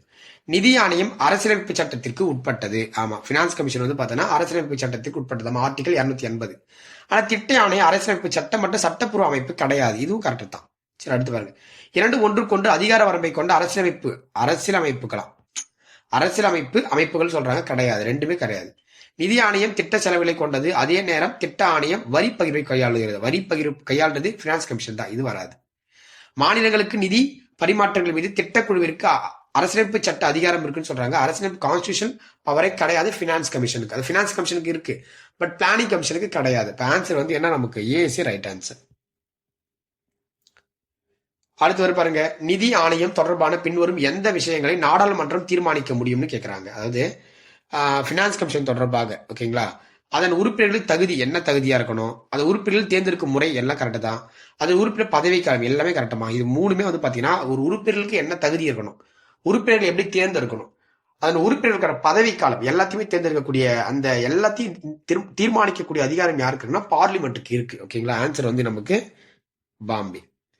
அடுத்து பாருங்க. இந்திய நிதி ஆணையத்தின் தலைவர் அவர்கள் பதவி வகித்த காலத்தின் அடிப்படையில் வரிசைப்படுத்த சொல்றீங்க. ஓகேங்களா, பதவி வகித்த காலத்தின் அடிப்படையில வரிசைப்படுத்த சொல்லியிருக்காங்க இந்த கொஸ்டின். ஓகேங்களா, அவங்க என்ன பீரியடிக்ல பதவி வகிச்சிருக்காங்க அப்படின்றத அடிப்படையில் நம்ம என்ன பண்ண போறோம். அதாவது பதவி வகித்த கால வரிசைப்படி வரிசைப்படுத்த சொல்றாங்க. கால வரிசைப்படுத்த சொல்லியிருக்காங்க. சரி, இப்ப படுத்திடுவோம். யார் யார் முன்னாடி வரும்னு பார்த்துருவோம். ஓகேங்களா, இதுல ஃபர்ஸ்ட் வந்து பாத்தீங்கன்னா கேசி நியோகி தான் ஃபர்ஸ்ட் வருவார். அதுக்கப்புறம் வந்து பார்த்தீங்கன்னா சந்தானம் ரெண்டாவது வருவார். கரெக்டுங்களா, மூணாவது வந்து பார்த்தீங்கன்னா சந்தா வருவார். நாலாவது வந்து பார்த்தீங்கன்னா ராஜமன்னர் வருவார். அஞ்சாவது வந்து பார்த்தீங்கன்னா தியாகி. லாஸ்ட்டுக்கு 2 வரக்கூடிய ஆன்சராக இருக்கும். ஃபர்ஸ்ட்டுக்கு 3 எல்லாத்தையும் அப்படி தான் இருக்கு. அப்படி பார்க்கும்போது நமக்கு ஃபர்ஸ்ட் வந்து பார்த்தீங்கன்னா நமக்கு என்ன வரும்னா 3 1 4 3 1 4 ஆன்சர் டெல்லி. ஓகேங்களா, டெல்லிஸே ரைட் ஆன்சர். ஓகே, அடுத்து பாருங்க. 14வது நிதி ஆணையம் குறித்த கூற்றுகளை சரியானவை. இது மத்திய வரி வருவாயில் மாநிலங்களின் பங்கை 32% இருந்து 32% இருந்து 42% உயர்த்துச்சு. இது குறித்த துறை சார்ந்த மாநிலங்கள் குறித்த பரிந்துரைகள் இதை வழங்குச்சு. கரெக்ட் தான். ஆன்சர் ரெண்டுமே கரெக்ட். CCA right answer. ஓகேங்களா, ஸோ அடுத்து பாருங்க. இது வந்து பாத்தீங்கன்னா நமக்கு ஒரு காமனான ஒரு பொறுத்துக்கு தான். நீங்க ஈஸியாவே போட்டுடலாம் அந்த கொஸ்டின். ஓகேங்களா, இதுல எத்தனை இடங்கள் சரியாக பொருத்தப்பட்டிருக்குன்னு தான் கேட்கறாங்க. இப்போ நமக்கு நான் நிறைய டைம் சொல்லிப்பேன் 15வது ஃபினான்ஸ் கமிஷன் 2020 to 2025 அப்படின்னு நான் நிறைய டைம் நடத்தியிருப்பேன். ஸோ இதை நீங்க போட்டுக்கலாம். இந்த 14வது ஃபினான்ஸ் கமிஷன் இருக்கு பாத்தீங்களா, 14வது ஃபினான்ஸ் கமிஷன் அது வந்து பாத்தீங்கன்னா 2015 to 2020 இருந்திருக்கும். அப்படி 5 வருஷம் தான். அடுத்து 12வது ஃபினான்ஸ் கமிஷன் கொடுத்துருக்காங்க. 12வது ஃபினான்ஸ் கமிஷன் இது 2005 to 2010. இதுவும் கரெக்டாக தான் நமக்கு இருக்கு. ஓகேங்களா, 10வது ஃபினான்ஸ் கமிஷன் கொடுத்துருக்காங்க. 10வது ஃபினான்ஸ் கமிஷன் 1995 அண்ட் வந்து 2000ல இது கொண்டு வரப்பட்டுச்சு. இதுவும் கரெக்டாக தான் இருக்கு நமக்கு. ஸோ 8வது ஃபினான்ஸ் கமிஷன் கொடுத்துருக்காங்க. இந்த 8வது ஃபினான்ஸ் கமிஷன் பார்த்தீங்கன்னா 84 to 89. இதுவும் கரெக்டாக தான் இருக்கு. சரியானது 5மே நமக்கு கரெக்டாக தான் இருக்கு. Answer D is right answer. 71. நிதிக்குழு 5 ஆண்டுகளுக்கு ஒரு முறை அமைக்கப்படுதுன்னு சொல்றாங்க. ஆமா, 5 இயர்ஸ்க்கு ஒன்ஸ் வந்து பாத்தீங்கன்னா ஃபினான்ஸ் கமிஷன் அமைப்பாங்க. நிதிக்குழு பொதுவாக 2 ஆண்டுகளுக்கு முன்பே அமைக்கப்படும் சொல்றாங்க. ஆமா, 2 இயர்ஸ்க்கு பிஃபோராவே உருவாக்கிடுவாங்க. கரெக்ட் தான். நிதிக்குழு ஒரு தற்காலிக அமைப்புன்னு சொல்றாங்க. 100% தற்காலிக அமைப்பு தான். 14வது நிதிக்குழு 2022ஆம் ஆண்டு அமைக்கப்பட்டதுன்னு சொல்றாங்க. இது 2013 அமைச்சிருப்பாங்கம்மா. அமைக்கப்பட்டது 2013. அதாவது 14வது ஃபினான்ஸ் கமிஷன். ஓகேங்களா, 14வது ஃபினான்ஸ் கமிஷன் 2013 அமைக்கப்பட்டிருக்கும். ஓகேங்களா, ஸோ ஆன்சர் தப்பு வந்து பாத்தீங்கன்னா டெல்லி. இந்தியாவில் நிதி ஆண்டு எவ்வாறு கணக்கிடப்படுதுன்னு சொல்றாங்க. நிதி ஆண்டு எவ்வாறு கணக்கிடப்படுது அப்படின்னா ஏப்ரல் 1 to மார்ச் 31 தான் அதோடைய பினான்சியல் இயர் நம்ம கணக்கெடுத்துக்கிறோம். அடுத்து பாருங்க. நிதி ஆணையத்தின் பரிந்துரைகளின் தன்மையை பின்வரும் எந்த அறிக்கை சிறப்பாக குறிப்பிடுகிறதுன்னு கேட்கிறாங்க. ஓகேங்களா, பாத்துருவோமா. இவை மத்திய அரசாங்கத்தை கட்டுப்படுத்துன்னு சொல்றாங்க. கட்டுப்படுத்தாது. இவை இயற்கையாகவே ஆலோசனை வழங்குபவை மற்றும் அரசாங்கத்தால் ஏற்றுக்கொள்ளலாம் நிராகரிக்கலாம். இதுவே கரெக்டா தான் இருக்கு. ஆன்சர் பாம்பே தான். இவை பரிந்துரைக்கப்பட்ட மாநிலங்களை பெறுவதற்கான சட்டப்பூர்வ உரிமைகளை மாநிலங்களுக்கு உருவாக்குகிறது. அப்படிலாம் கிடையாது. சட்டப்பூர்வ உரிமை கான்ஸ்டியூஷன் எங்கேயுமே கொடுக்கலையே. இவை பாராளுமன்றத்தால் தாக்கல் செய்யப்பட்டவுடன் தானாகவே சட்டப்பூர்வ அந்தஸ்து பெறுகிறது. அப்படிலாம் கிடையாதுமா. அது வந்து ஏற்றுக்கொள்ளலாம், ரெக்கமெண்டேஷன் தான் போகும். ஆன்சர் வந்து பாம்பே தான் ரைட் ஆன்சரா இருக்கும். அடுத்து பாருங்க. நிதி ஆணையத்தின் பங்கு 2014க்கு முன்பு பலவீனப்படுத்தப்பட்டிருந்துச்சுன்னு சொல்றாங்க. ஓகேங்களா? பினான்ஸ் கமிஷனுடைய அந்த பினான்ஸ் கமிஷனுக்கு பாத்தீங்களா, அது 2014க்கு முன்பு வந்து பாத்தீங்கன்னா பலவீனப்படுத்தப்பட்டதா இருந்துச்சு. ஓகேங்களா? ரொம்ப பலமா தான் இருந்துச்சு, ரொம்ப வீக்கா தான் இருந்துச்சா முன்னாடி. ஏன் அப்படின்றதுக்கு விளக்கம் கொடுக்குறாங்க. அதுக்கு முன்னாடி வரைக்கும் அரசியலமைப்பு சாராத திட்ட ஆணையம் மத்திய மற்றும் மாநில அரசுகளுக்கு இடையான நிதி பரிமாற்றங்களில் முக்கிய பங்கு வகித்ததால் நிதி ஆணையத்தின் பங்கு ஓரளவு குறைந்து இருந்துச்சுன்னு சொல்றாங்க. கரெக்ட் தான், இதுதான் காரணம் இதுதான். சோ அப்ப கூற்று காரணத்தை கரெக்டா விளக்குதான்னு கேட்டா 100% விளக்குது. ஆன்சர் வந்து நமக்கு என்ன? Asia perfect answer. நிதி ஆணையம் தனது அறிக்கையை தயாரித்த பிறகு பின்வரும் நடைமுறை நடவடிக்கைகள் எது தேவைப்படுகிறதுன்னு கேட்கிறாங்க. நல்லா புரிஞ்சுக்கணும். நிதி ஆணையம் தனது அறிக்கையை தயாரித்த பிறகு அறிக்கையை ரெக்கமெண்டேஷன் கொடுத்துட்டாங்க. அது என்ன பண்ணுவாங்கன்னா ஃபர்ஸ்ட் என்ன பண்ணாங்க அப்படின்னா எடுக்கப்பட்ட நடவடிக்கை குறித்த அதாவது ஃபர்ஸ்ட் என்ன பண்ணுவாங்க அப்படின்னா குடியரசுத் தலைவர்கிட்ட சமர்ப்பிப்பாங்க. இது கரெக்ட் தான் வரும். நாடாளுமன்றத்தின் இரு அவைகளிலும் அறிக்கை தாக்கல் செய்யப்படும். 2 அவையிலுமே போத். ஓகேங்களா? போத் அவைகளிலும் என்ன பண்ணோம்? சமர்ப்பிக்க. எடுக்கப்பட்ட நடவடிக்கை குறித்த விளக்கம் குறிப்பானே வழங்கப்படும். என்ன ஸ்டெப்ஸ் எடுத்தோம் அப்படின்ட்டு அது 3மே வந்துருமா? Answer D. அடுத்து 76 பின்வரும் கூற்றுகளை கவனிக்க. 16வது நிதிக்குழுவின் செயலாளர் செக்ரட்டரி ரித்விக் ரஞ்சன் பண்டேன்னு சொல்றாங்க. ஆமா, அவர் தான் இருக்காரு. இப்ப பிரசன்டா அவர் தான் இருக்காரு. ஓகேங்களா? சரத்து 280 4 நிதிக்குழு பரிந்துரை 4 கிடையாதுமா, 3 தான் அவருடைய பரிந்துரைகளை பத்தி பேசும். அப்ப 2 தப்பு. 2ங்கிற ஆப்ஷன்ஸ் எல்லாத்தையும் நெக்லெக்ட் பண்ணுங்க. அப்ப இதுவா ஆன்சர். 16வது நிதிக்குழு பேரிடர் மேலாண்மைக்கு ஆமா அவங்க வந்து பாத்தீங்கன்னா 1,55,916 கோடி பரிந்துரைச்சிருந்தாங்க. இதை நான் வந்து பாத்தீங்கன்னா ரிப்போர்ட்ல எக்ஸ்பிளைன் பண்ணியிருப்பேன். ஜனாதிபதியால் நிதிக்குழு அமைக்கப்படுது. 2 மட்டும் தான் நமக்கு தப்பு. ஆன்சர் வந்து பாம்பே. 77வது கொஸ்டின். நிதி ஆணையத்தை நிறுவதற்கு பின்னால் உள்ள அரசியலமைப்பு நோக்கம் எது? சரியாக விளக்குக அப்படின்னு சொல்றாங்க. ஓகே, நோக்கம் என்ன? பினான்ஸ் கமிஷனை அமைக்கிறதுக்கான நோக்கம் என்ன? இதுதான் உங்களோட கேள்வி. மத்திய மாநில அரசுக்கு இடையே நல்ல நிதி உறவை உறுதி செய்ய. இதுவே கரெக்டான ஆன்சர் இதுதான். ஓகேவா? மாநில அரசியல் வர ஆன்சர் அதுதான். அது படிச்சு பார்க்கும்போது எடுத்துலாம். அதுதான் ஆன்சர். ஓகேங்களா? அது ஏன் நான் படிச்ச டைம் வேஸ்ட் பண்ணிட்டு ஆப்ஷனை படிச்சு பார்த்திருப்பீங்க. இப்ப அடுத்து பாருங்க, இது வந்து இயர் வச்சு கொடுத்துருக்காங்க. கேசி பந்த், ரங்கராஜன், YV ரெட்டி, விஜய் கேல்கர். இதை வந்து நீங்க பொறுத்து சொல்லி உங்களுக்கு கொடுத்துருக்காங்க. ஓகேங்களா? நீங்க பொருத்தி அப்படியே கரெக்டா மேட்ச் பண்ணி நம்பர்ஸ் மட்டும் எடுத்துக்கங்க. ஓகேங்களா? ஆப்ஷன் வச்சு நம்பர்ஸ் மட்டும் எடுத்துங்க. அதாவது என்னன்னா ஃபர்ஸ்ட் இப்ப 2007 அப்படின்னு எடுத்தீங்கன்னா 2007ல யார் வரும்னா விஜய் கேல்கர் தான் வருவார். 2007ல விஜய் கேல்கர் தான். ஃபர்ஸ்ட்டுக்கு 4 ஒரே ஆப்ஷன் தான்ப்பா, எடுத்து லாக் பண்ணிடலாம். 2012ல யார் வருவார் அப்படின்னா நியர்பை 2012 2013 அப்படி எடுத்துக்கலாம். 2003 அப்படின்னு சொல்லும் போது நம்ம அந்த இன்பிட்வீன்ல ரங்கராஜன் தான் இருந்திருப்பார். ஓகே, ரங்கராஜன் இருந்திருப்பார். இது 2012 அந்த காலகட்டத்தில் யார் இருந்திருப்பார் அப்படின்னு பாத்தீங்க அப்படின்னா இவர் இருந்திருப்பார். 2012லாம் இவர் தான் விஜய் கேல்கர் தான் இருந்திருப்பாரு. 2007 வச்சு லாக் பண்ணா கூட நம்ம சி ரங்கராஜன் எடுக்கலாம். 1 செகண்ட். இது வந்து 2 விதமா இந்த கேள்வி எடுக்கலாம். 2 விதமா. ஓகே, சோ இதுக்கு ஆன்சர் வந்து பாத்தீங்கன்னா சி தான். 78க்கு சி தான். ஓகேங்களா? அதாவது 2007 வந்து பாத்தீங்கன்னா விஜய் கேல்கர் அவர்கள் தான் அமைச்சிருப்பாங்க. 2012ல YV ரெட்டி, அந்த 2012 2013 அந்த பினான்சியல் இயர் எடுத்துக்கணும். 2003ல வந்து பாத்தீங்கன்னா நமக்கு ரங்கராஜன் தான் இருப்பாரு. 1992ல கேசி பந்த் அவர்கள் தான் இருந்திருப்பாரு. ஆன்சர் வந்து நமக்கு மார்க் பண்ணுவேன் சி தான் ரைட் ஆன்சர்மா. ஓகேங்களா? அடுத்து 79 பாருங்க. நிதிக்குழு அரசுக்கு வழங்கும் பரிந்துரைகள் தவறானது என்னன்னு கேட்டு வச்சிருக்காங்க. ஓகேங்களா? என்ன பரிந்துரை தப்பா இருக்கும்? வருமானத்தை மத்திய மாநில அரசுகளுக்கு பகிர்தல். இது கரெக்ட் தான், ரெக்கமெண்ட் பண்ணும். நகராட்சி அமைப்புகளின் நிதி ஆதாரங்களை வலுப்படுத்தும் நோக்கத்துடன் இந்தியாவில் தொகுப்பு நிதியிலிருந்து பரிந்துரைக்கும். கரெக்ட், இது எடுத்துக்கலாம். அதே மாதிரி பஞ்சாயத்து அமைப்புகளின் நிதி ஆதாரங்களை வலுப்படுத்தும் நோக்கத்துல இதுவும் சொல்லலாம். பிரதமரால் நிதி சம்பந்தப்பட்ட விஷயங்கள் கோரப்படும் பரிந்துரைகள் இது வராதுமா. டெல்லி வந்து நமக்கு ராங்கா இருக்கும். மற்ற 2மே நமக்கு ஓகே தான், பட் டெல்லி மட்டும் நமக்கு ராங்க. ஓகேங்களா? அதெல்லாம் நமக்கு பினான்ஸ் கமிஷன் சொல்ல மாட்டாங்க. நிதி ஆணையம் ஒரு அரசியலமைப்பு சார்ந்த மற்றும் அரை நீதித்துறை சார்ந்த அமைப்புன்னு சொல்லுவாங்க. குவாசிக் ஃபெடரல். நல்லா புரிஞ்சுங்க. என்ன ஃபெடரல்? குவாசிக் அப்படின்னு சொல்லுவாங்க. ஓகே, அரை குவாசிக் ஜுடிஷியல் சிஸ்டம்னு சொல்லுவாங்க. மத்திய மற்றும் மாநில அரசுகளுக்கு இடையே நிதி வளங்களை பகிர்ந்தளிப்பது குறித்து இது பரிந்துரைகளை வழங்கணும்னு சொல்றாங்க. 2மே கரெக்ட் தான். பட் ஆனா அது ஏன் விளக்கம் கரெக்டா இருக்குன்னு பார்த்தா அங்க சொல்லப்பட்டது அது அரசியலமைப்பு ஓகே, அரைகுறை நீதினு சொல்றாங்க. அதுக்கு விளக்கம் கரெக்டா கொடுத்தாங்களா? அதுக்கு விளக்கம் கரெக்டா கொடுக்கல. அதனால ஆன்சர் வந்து பாம்பே.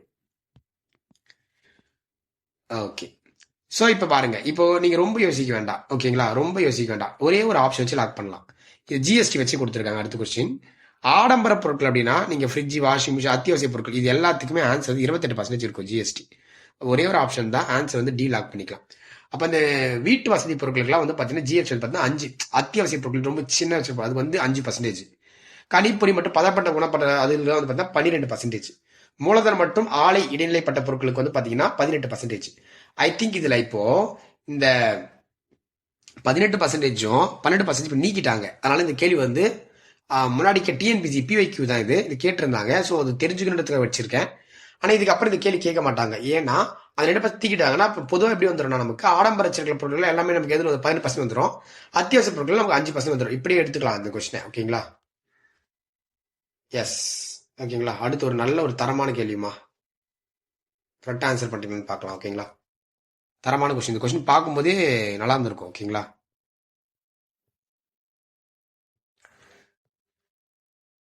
ஸோ இப்போ பாருங்க, தமிழ்நாட்டில் உள்ள ஒரு விற்பனையாளர் ஒரு பொருளை வேறு மாநிலத்தில் உள்ள ஒரு நபருக்கு விற்றால், அதாவது கர்நாடகாவுக்கு விற்கிறாங்களாமா, அதுதான் இங்க சொல்ல வராங்க. கர்நாடகாவுக்கு விற்றார். ஓகேங்களா?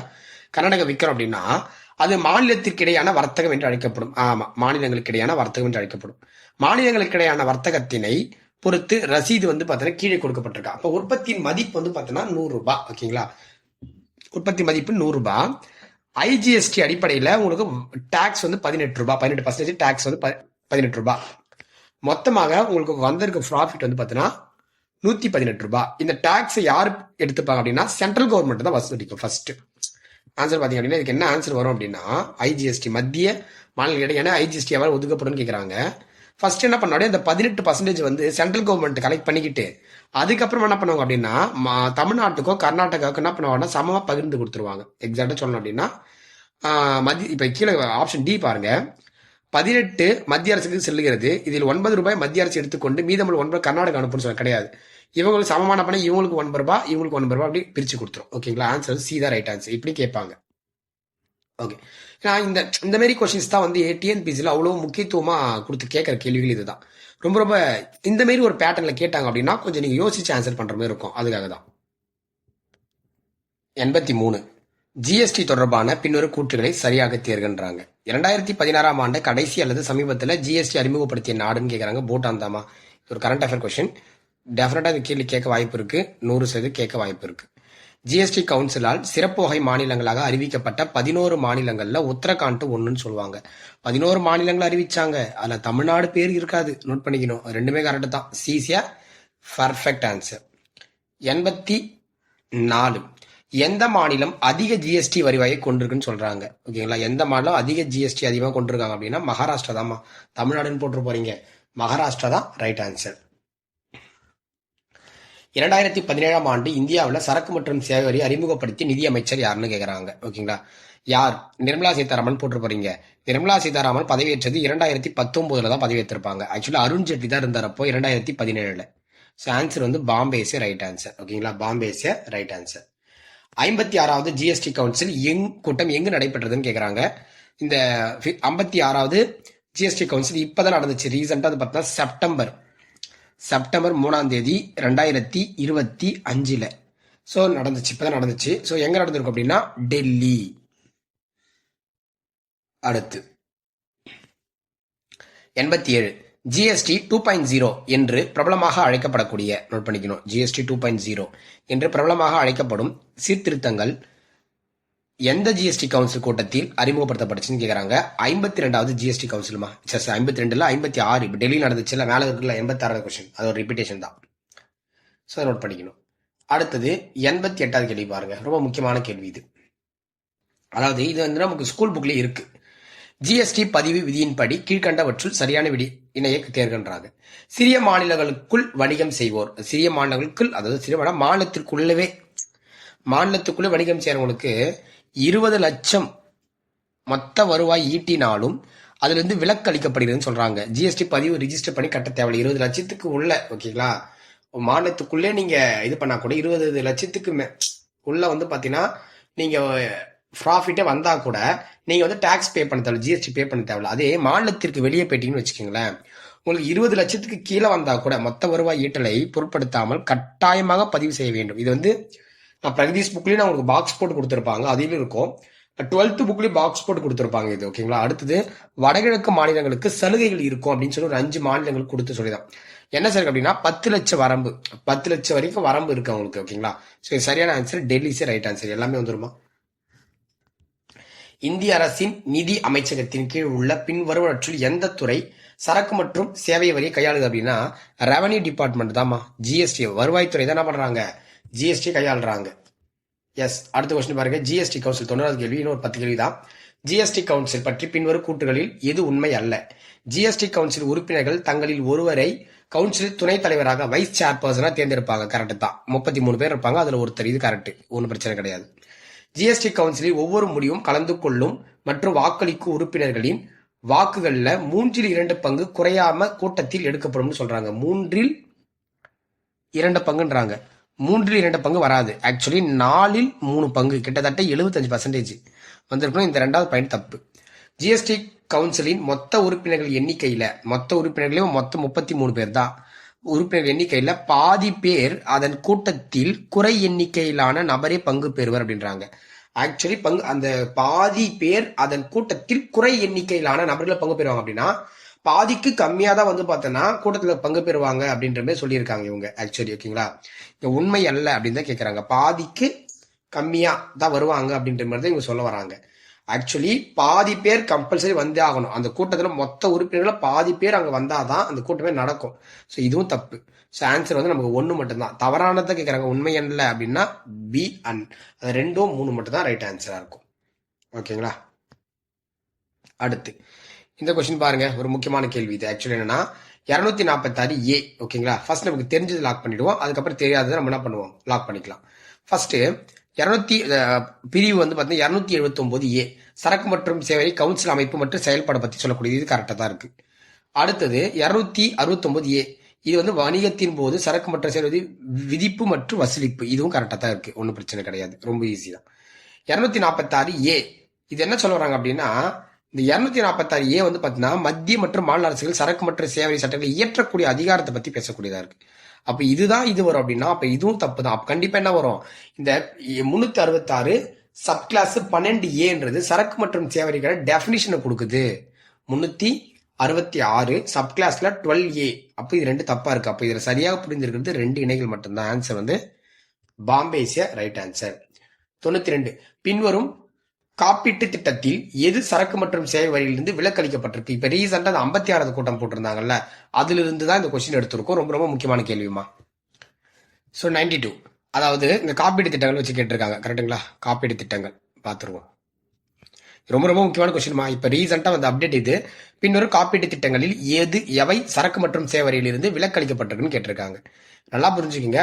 தனிநபர் ஆயுள் காப்பீட்டுக்கு விலக்களிக்கப்பட்டிருக்கு, மருத்துவ காப்பீட்டுக்கு விலக்களிக்கப்பட்டிருக்கு. இப்ப நம்ம வந்து பார்த்தீங்கன்னா இந்த ஃபேமிலி ஆக்சுவலி வந்து மிதவை திட்டங்கள் அப்படின்னு ஆங்கிலத்தில் சொல்லுவாங்க. அப்படின்னா இந்த ஃபேமிலி இந்த ஃபிளோட்டர் ஸ்கீம்ஸ் சொல்லுவாங்க. அதாவது ஒரு ஒட்டுமொத்த குடும்பத்துக்கான காப்பீடு, ஒட்டுமொத்த குடும்பத்துக்கான ஒரு மருத்துவ காப்பீடு, அதுக்கும் விலக்களிக்கப்பட்டிருக்கு. அதோடு மட்டும் இல்லாமல் முதியோர்களுக்கான காப்பீடு திட்டத்துக்கும் விலக்களிக்கப்பட்டிருக்கு.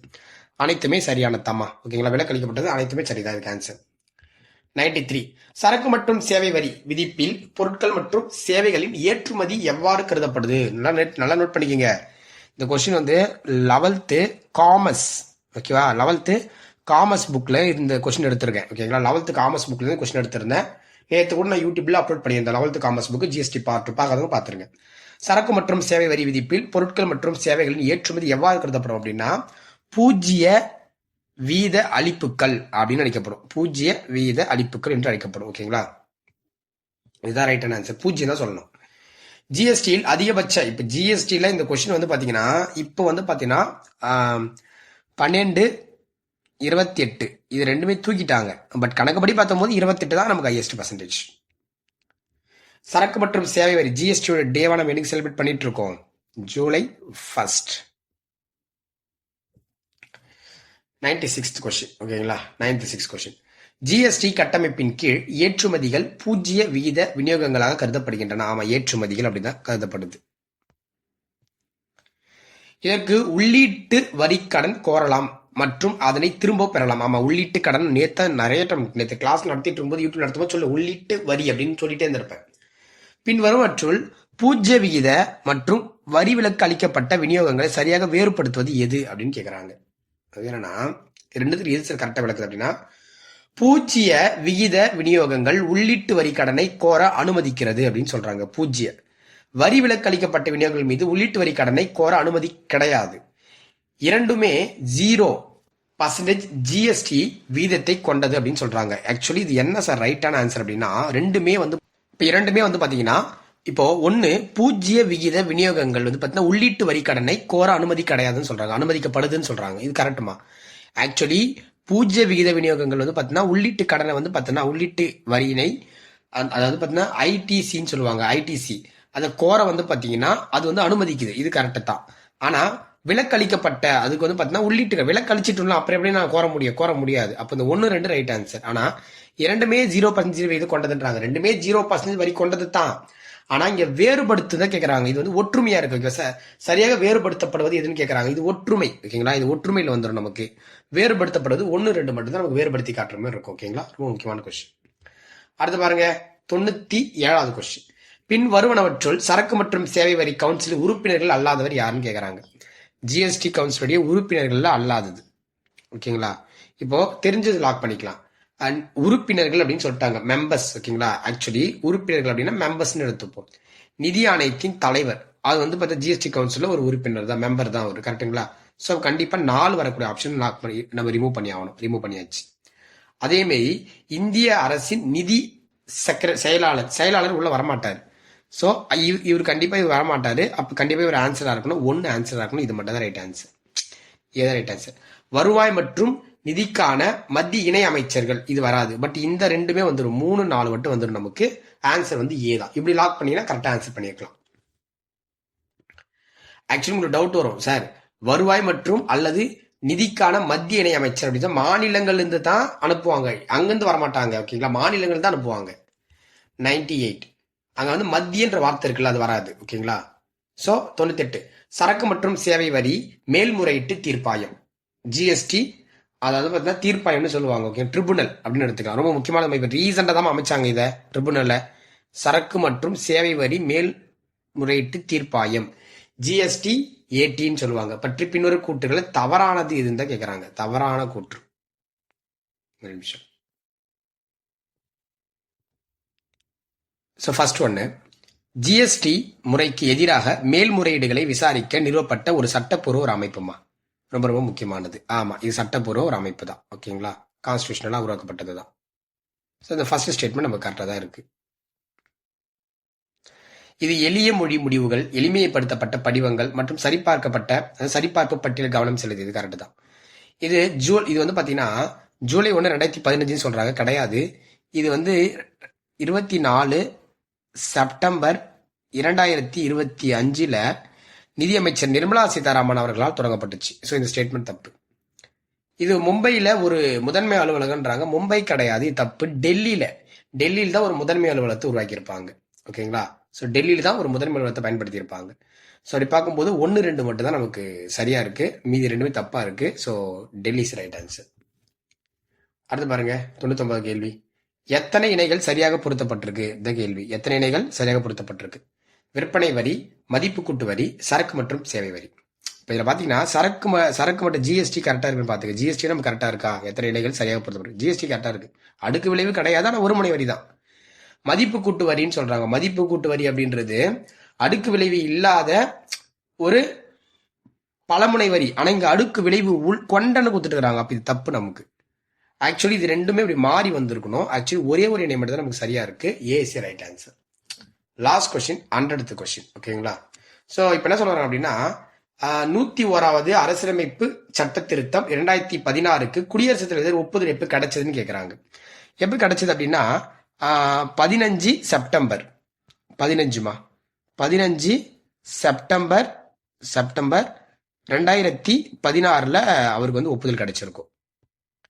ஸோ இங்க அதிகாரம் அளிக்கப்பட்ட குழுவினால் முதல் விவாத அறிக்கை எப்போ வந்து வெளியிடப்பட்டுச்சுன்னு கேட்குறாங்க. அதாவது என்னன்னா, அதிகாரம் அளிக்கப்பட்ட குழு அப்படின்னா எம்பவர்மெண்ட் சொல்லுவாங்க. ஆக்சுவலி எம்பவர்மெண்ட் எடுத்துக்கலாம், இல்லைன்னா வந்து பார்த்தீங்கன்னா நம்ம வந்து பார்த்தோன்னா இல்லை எம்பவர்மெண்ட் கமிட்டின்னு எடுத்துக்கிட்டா கரெக்ட். ஓகேங்களா?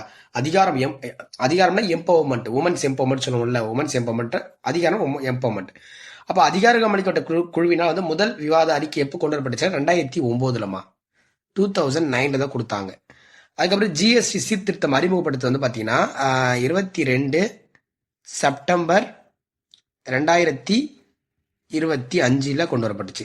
இப்போ ஜிஎஸ்டி மசோதா குறித்த அறிக்கை சமர்ப்பிக்க நாடாளுமன்ற நிலைக்குழு, அதாவது பார்த்தீங்கன்னா நிலைக்குழுனா நாடாளுமன்றத்தின் நிலைக்குழு அப்படின்னா சிம்பிளா ஸ்டாண்டிங் கமிஷன். ஓகேங்களா? இந்த ஸ்டாண்டிங் கமிட்டி பத்தி கொடுத்துருக்காங்க. ஸ்டாண்டிங் கமிட்டி எப்போ போட்டாங்க அப்படின்னா 2011 போட்டாங்க ஸ்டாண்டிங் கமிட்டி. இதை வச்சு லாக் பண்ணலாம். 2 4 1 3 ஆன்சர் வந்து ஏ. ஓகேங்களா? 2 4 1 3. ஓகேங்களா? ஸோ நம்ம 100 கொஸ்டின் முடிச்சுட்டோம். இப்போ நமக்கு மேக்ஸ் இருக்கு. ஸோ மேக்ஸ் வந்து பார்த்தீங்கன்னா ஃபர்ஸ்ட் கொஸ்டின் வந்து ஆர்எஸ் அகர்வால் தான், second question RS Agarwal, third RS Agarwal. இதில் இருக்கிற எல்லா கொஸ்டின்ஸுமே ஆர்எஸ் அகர்வால் புக்லேருந்து மட்டும் தான் எடுத்திருக்கோம். நாங்கள் ஓன எதுவுமே கொண்டு வரல. ஆர்எஸ் அகர்வால் புத்தகத்தில் மட்டும்தான் கேள்விகள் இடம்பெற்றிருக்கு. மொத்த கேள்வியுமே கிட்டத்தட்ட இது 25 கேள்வி வச்சிருக்கோம். 25 கேள்வியுமே ஆர்எஸ் அகர்வால் புத்தகத்தில் மட்டும்தான் எடுத்திருக்கோம்.